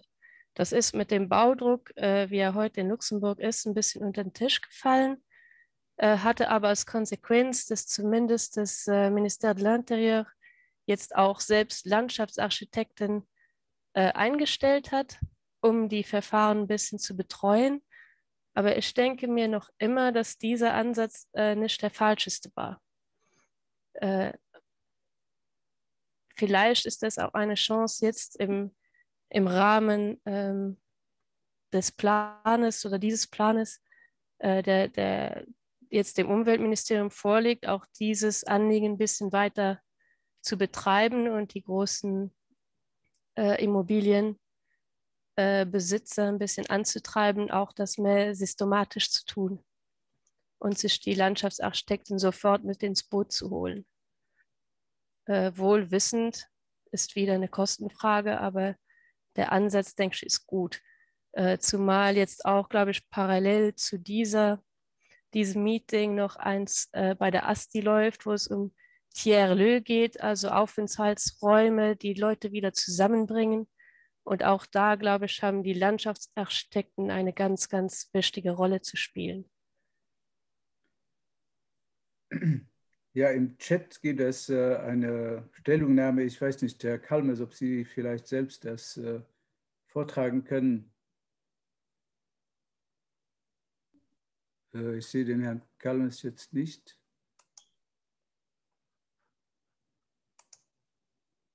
Nein. Es geht also darum, dass hier gesagt wird, dass der PAP Nouveau Quartier, dass das eigentlich der Rahmen sei, im Gegensatz zum PAP Quartier Existant, also zum Bestand. Man muss zwar sagen, dass bei einem Teilbebauungsplan also einerseits diese 25%-Regelung spielt, das heißt, 25% müssen an sich abgetreten werden, gratis vom Promotor. Und in diesen 25% sind allerdings die Straßen, Spielplätze, öffentliche Einrichtungen und dann natürlich die Grünflächen. Und die Frage ist natürlich auch, das haben wir in der Vorbereitung dieser Seminarreihe öfters diskutiert, die Frage ist natürlich auch, wie ich dann diese Grünflächen lege. Lege ich sie zum Teil zusammen, dass ein zusammenhängendes Ganzes entsteht, was auch als öffentlicher Raum genutzt werden kann, oder sind das versprengte Restgrünbestände neben Bauten, die zudem dann oft, wie soll ich sagen, nicht in diesem Maße, in diesem Ausmaß biodiversitätsfördernd oder auch nicht unterhalten werden. Und ich glaube, hier ist ja auch eine Herausforderung an die Planer. Und auf der anderen Seite aber auch an die Gemeinden und die Gremien, die das zu begutachten haben. Ich glaube, und das wurde ganz am Anfang im Vortrag von Frau Detzelhofer gesagt, diese Verbindung zwischen, wie soll ich sagen, bunten oder grünen Siedlungen und auf der anderen Seite sozialen Aufenthaltsräumen. Ich muss ehrlich sagen, dass ich manchmal das Gefühl habe, wenn ich die Neubaugebiete in Luxemburg sehe, ich verstehe, weshalb das erfolgt, weil ein unwahrscheinlicher Druck natürlich da ist und weil die Gemeinden auch überlastet sind, alle Organe, die das zu begutachten haben, überlastet sind. Aber ich habe das Gefühl, dass eigentlich, ich will jetzt das pointiert ausdrücken, dass da Wohnblöcke nebeneinander gestellt werden, ohne dass sehr oft, nicht immer, sehr oft der soziale Erfahrungsraum oder Begegnungsraum nicht in diesem Ausmaß berücksichtigt wird, unabhängig mal auch von der Mischung oder der Mixizität, ne? Und dass auf der anderen Seite dann auch darunter, weil diese sozialen Räume nicht unbedingt gegeben sind, dass natürlich auch die Wertigkeit, die Qualität der Grünflächen automatisch auch damit zusammenhängt. Ich glaube, die Teilbebauungspläne geben schon sehr, sehr viel her. 25% genügen ganz bestimmt nicht immer. Da stellt sich die Frage, wenn man mehr will, ne, wie das dann wiederum gelöst wird. Also es wäre schön, wenn man Ecos zu dieser Meinung ist. Ich habe da gelesen, der Wille der Planer. Aber zwischen den Planern, Planer ist ja ein Faktor, Promotoren sind ein anderer Faktor, Gemeindeinteressen sind wiederum ein anderer Faktor und so weiter. Also heutzutage gibt es aber schon Veränderungen, also bei den Planungen. Es werden Landschaftspläne mit ins Boot genommen. Es werden in den PAPs werden auch Bäume, die gepflanzt werden, Anzahl der Bäume angegeben. Also ich glaube, wir sind in der richtigen Richtung. Aber ich möchte das mit dem sozialen Aspekt jetzt insofern noch einmal unterstreichen, weil ich habe das Vier-Säulen-Modell kurz erwähnt. Und es gibt die Ökonomie, also wie sind die Bedingungen für die Mieter, es gibt die architektonische Säule und es gibt die soziale Nachhaltigkeit, heißt es dort. Und in der sozialen Nachhaltigkeit, da spielt quasi das Organisieren von einem Wohnbau, also nicht nur das Angebot von Gemeinschaftsräumen oder baulichen Angelegenheiten, sondern auch das Moderieren von Prozessen, die es braucht, damit diese Gedanken oft auch zum Freiraum wirklich funktionieren. Da spielt eben genau das, dass es auch einen Prozess braucht, der das quasi regelt, der das belebt, der das Zusammenleben, weil wenn ich jetzt 5 Beete hinstelle, Urban Gardening, und ich regle das nicht ordentlich, dann werden diese 5 Beete nach 3 Jahren wahrscheinlich im Streit, verweisen sie oder ich weiß nicht, also dann geht es sehr oft schief. Und was man dort auch, also muss ich wieder Wien erwähnen, aber es ist auch in Österreich ein bisschen Ausnahme, wir würden uns das woanders auch oft wünschen, in anderen Städten, dass dort eben auch immer ein Begleitprogramm mittlerweile Standard ist, das 1, 2 Jahre quasi diese Dinge, wie soll ich sagen, ins Laufen bringt. Gerade im Außenraum sind wir ja auch oft sehr von der Pflege abhängig. Ja? Wir können viele schöne Dinge pflanzen und nach 2, 3 Jahren kommst du hin und du merkst, wo ist das geblieben? Das ist ja weg, was ist passiert?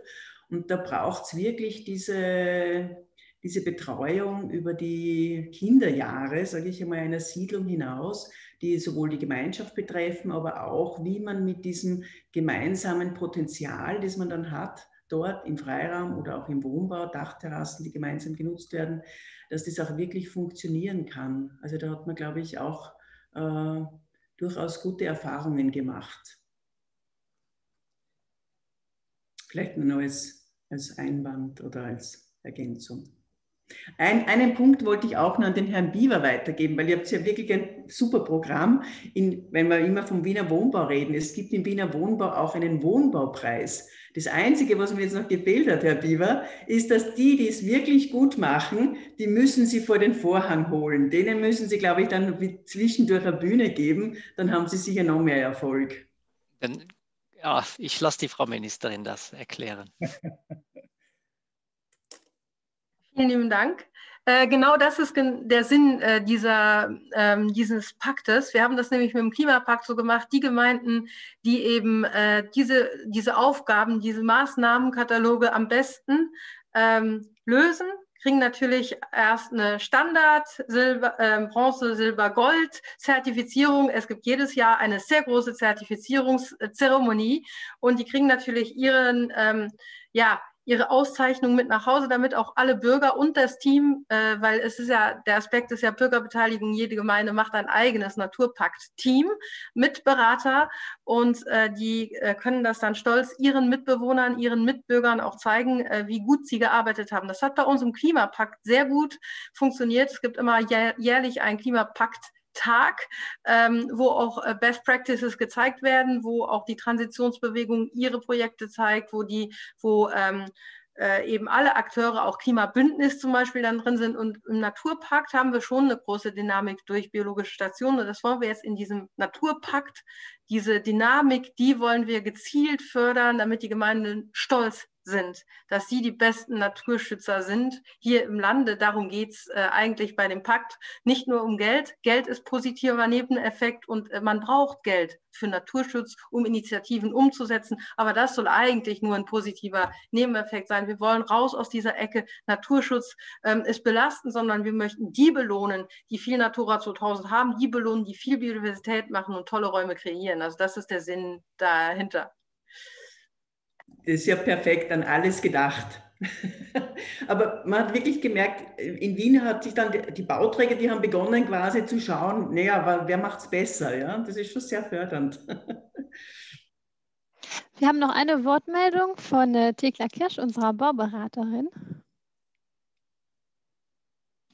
Ja, ich habe eine Frage und zwar, die richtet sich sowohl an die Wiener als auch an den Naturpakt. Das heißt, welche Lenkungsinstrumente gibt es in dem Pakt oder in Wien in der Stadtplanung, um sozusagen dieser Klimaanpassung gerecht zu werden? Das heißt, dass sich das Grün eben ein Stück weit über die Stadt verteilt und sich nicht auf, sage ich mal, Quartiere konzentriert, wo die Leute eher offen dem gegenüberstehen und andere Quartiere, die sehr dicht bebaut sind, vielleicht weniger bedacht werden. Das heißt also, welche Lenkungsinstrumente gibt es da, damit das tatsächlich dann auch klimaanpassungsrelevant sein kann für so eine Stadtentwicklung?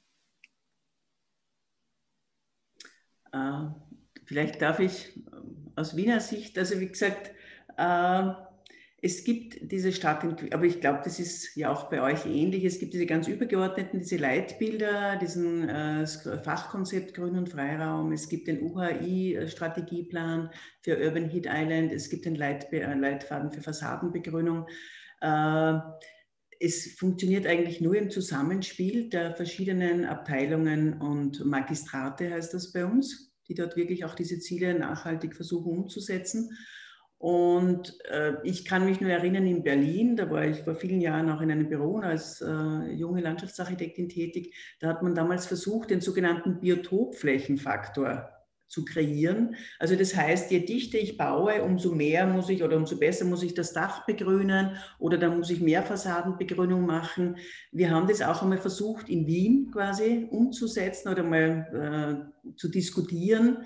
Und das ist aber dann quasi als Überreglementierung empfunden worden. Also es ist nach wie vor so, dass es wirklich von Projekt zu Projekt quasi entwickelt wird und auch von den Magistraten entsprechend bewertet wird oder abgelehnt wird oder Auflagen gemacht werden. Aber so ein ganz klares Instrumentarium, das dann auch schon festgeschrieben ist, gibt es in dem Sinn nicht.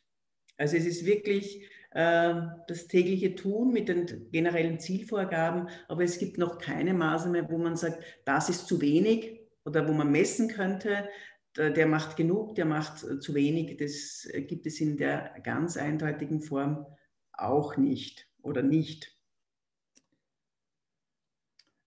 Ich hätte noch eine Frage an Herrn Biewer. Er hat vorhin gesprochen von klimaangepassten Arten. Er hat gesprochen von einheimischen Arten. Meine Frage ist eigentlich eher, dass ja das Problem ist, dass eine Reihe von einheimischen Arten nicht unbedingt klimaangepasst sind und dass sehr oft ja heute gesprochen wird von Arten, die entweder indigene oder stationell adaptiert à la Station sind. Und ich glaube, da würde ich eigentlich gerne die Position, also die Stellung des Umweltministeriums hören. Die Frage ist ja, ob man, auch wenn man einheimische Arten bevorzugen möchte, dass das vielleicht, je nachdem wie der Klimawandel voranschreitet, nicht mehr in diesem Ausmaß möglich ist. Also diese Frage wird im nächsten Seminar zwar im Detail behandelt, aber ich würde trotzdem im Moment die momentane Position des Umweltministeriums schon gerne hören.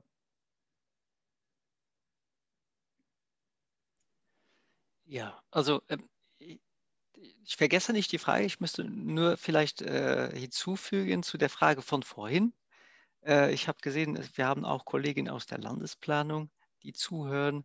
Und ich wollte noch ergänzen, also von unserer Landesplanung wird versucht, Leitmotive für unsere 3 Hauptballungszentren, also Nordstadtzentrum und Süden, Leitmotive herzustellen, wo auch die Thematik der Ökologie ein wichtiges ist. Gestern hatten wir, ich habe gesehen, Miriam Benz ist hier auch anwesend. Ich sehe sie jetzt nicht auf dem Bildschirm, aber irgendwo war sie mal anwesend. Vielleicht kann die auch später noch einige Worte da hinzu sagen. Also das als ich weiß nicht, ob das wirklich ein Leitungsinstrument ist, aber es ist doch schon irgendwie eine Orientierung, die diese Städte sich für die zukünftige Entwicklung geben möchten. Also vielleicht das kurz im Resümee, aber ich glaube, da sind andere Kollegen besser bestellt, um das hier zu erklären. Zur Frage, ich glaube, Tate Faber hat auch sehr gut hinzugehört. Also tatsächlich steht zurzeit in unserem Maßnahmenkatalog, in der, ja, wie wir sagen dann Ébauche, also in dem Vorentwurf steht das Wort von einheimischen Gehölzen im urbanen Raum. Natürlich ist für uns, wäre es interessanter, für viele Arten wäre es auch wichtig, für die Fauna und wahrscheinlich auch für die Flora, zumindest mal für die Fauna, einheimische Gehölze, also Hecken, Bäume und so weiter zu nutzen. Ich glaube, die Biologen werden das bestätigen und dass wir die einheimischen Bäume noch nicht so schnell trotz Klimawandel aufgeben wollen. Dennoch ist dem aufmerksamen Zuhörer mir wahrscheinlich auffallen, dass mir das Wort Standort angepasst ist tatsächlich ja auch rausgerutscht und dass wir wahrscheinlich uns überlegen müssen, wir haben, also kleiner Joker, wir haben ja auch uns vorgenommen, den Maßnahmenkatalog auch in regelmäßigen Abständen zu überarbeiten, ob wir dann nicht in Zukunft auch das Wort oder die Idee dieser standortgerechteren Bäume, es macht jetzt wenig Sinn, viele Bäume anzupflanzen, wissend, dass die wahrscheinlich in Zukunft zumindest einige Arten werden, die sehr hohen Temperaturen im Sommer sicher nicht überleben, ob wir nicht auch auf ein Gemisch von einigen standortgerechten und einheimischen setzen sollen. Ich will aber auch darauf hinweisen, dass wir ja angegeben haben, es geht um den Anteil der Einheimischen und lässt dann natürlich einen kleinen Spielraum. Wir sagen ja nicht, es muss exklusiv Einheimisches sein. Vielleicht macht der Mix der Baumgruppen oder der Baumreihen das Spiel, aber da bin ich auch nicht Fachexperte und dann sollten wir uns die Vorstellungen der Redner in den kommenden Tagen und Wochen dann anhören und da Schlüsse daraus ziehen. Okay. Ich habe noch eine Frage aus dem Chat von vorhin, die sich an Frau Detzelhofer gerichtet hat. Und zwar hatten Sie da diese Nebelduschen auch vorgestellt. Und da war die Frage, wie Sie diese bewerten, auch mit Hinblick auf Wassermangel. Wasser finde ich natürlich generell ein positives Element, vor allem in der dicht bebauten Stadt. Wir haben Nebelduschen eben auch mit sogenannten Kühlbögen, sind sie dort genannt, in der Zieglergasse eingesetzt und zum Teil in der Neubaugasse. Und zwar in der Neubaugasse vor allem dort, wo wir nicht die Chance hatten, Bäume zu pflanzen. Also in der Stadt ist der Nutzungsdruck und vor allem im Straßenraum ja wirklich enorm.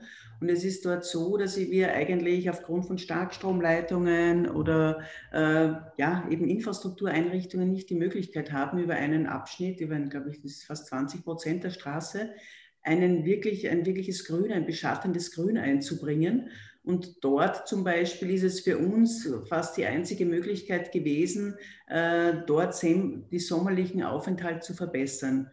Der Wasserverbrauch der Nebeldüsen ist jetzt, glaube ich hatte die Zahl unlängst wieder im Kopf, 4 Liter. Ich kann es jetzt nicht genau sagen. Was wir dort aber gemacht haben, ist, wir haben Bewegungsmelder eingebaut, damit die wirklich nur anspringen, dann, wenn wer vorbeigeht. Ich glaube, sinnlos wäre es, etwas zu machen, was dann von 7 in der Früh bis 10 am Vormittag oder so einfach vor sich hinsprüht, für nichts und wieder nichts. Unser Kompromiss, und es war natürlich auch eine intensive Diskussion, war eben dort bei diesen Nebelduschen Sensoren einzubauen, die wirklich nur reagieren und anspringen, wenn Leute vorbeigehen. Also das wirklich denen zugute kommt und natürlich auch ab einer gewissen Temperatur. Also ich glaube, Gott sei Dank haben wir mittlerweile diese Steuerungsmöglichkeiten, die, glaube ich, einen sinnvollen Einsatz dort, wo wir ganz wenig andere Möglichkeiten haben. Und der Baum ist sicher die nachhaltigste Methode.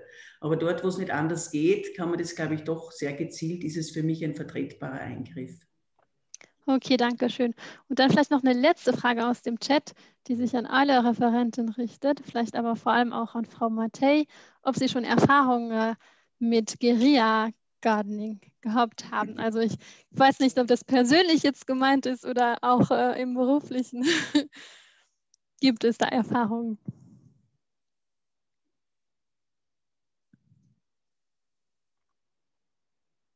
Nein?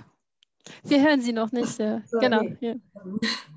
Ja, also ich persönlich habe jetzt keine Erfahrung, muss ich sagen. Und ich wüsste jetzt auch nicht, dass das in Dresden so viel gemacht wird. Also was wir mal im Institut gemacht haben, wir haben bei einem Fest, haben wir solche Bällchen, so Samenbälle geformt und die haben wir dann auch an die Leute, also da haben die Leute, die vorbeikamen, durften Samenbälle machen und haben die dann natürlich auch irgendwo verteilt, zum größten Teil bei uns auf die Fläche vor dem Institut. Aber sonst weiß ich nicht, dass das irgendwie Überhand nimmt oder so, da habe ich keine Erfahrung. Nee. Gut, danke schön. Dann gebe ich auch das Wort weiter an Tate. Ja, ich glaube, wir kommen jetzt zum Schluss. Vielen Dank, dass Sie so viel Zeit hatten für diesen interessanten Abend.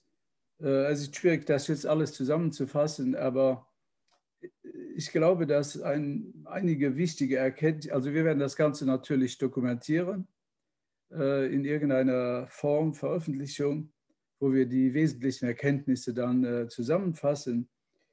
Ich glaube, wir haben heute Abend eine Unmenge eigentlich an Erkenntnissen gewonnen. Ich glaube, es gibt viele Detailideen, Good Practice-Beispiele. Es gab aber auch Ideen oder Erfahrungswerte, wie man das in die Planung einbringen kann. Was bei mir hängen geblieben ist, dass es wirklich diese Frage der Zusammenarbeit der verschiedenen Akteure, der Kommunikation zwischen den Akteuren, mit den Bürgern, die proaktive Rolle der Behörden.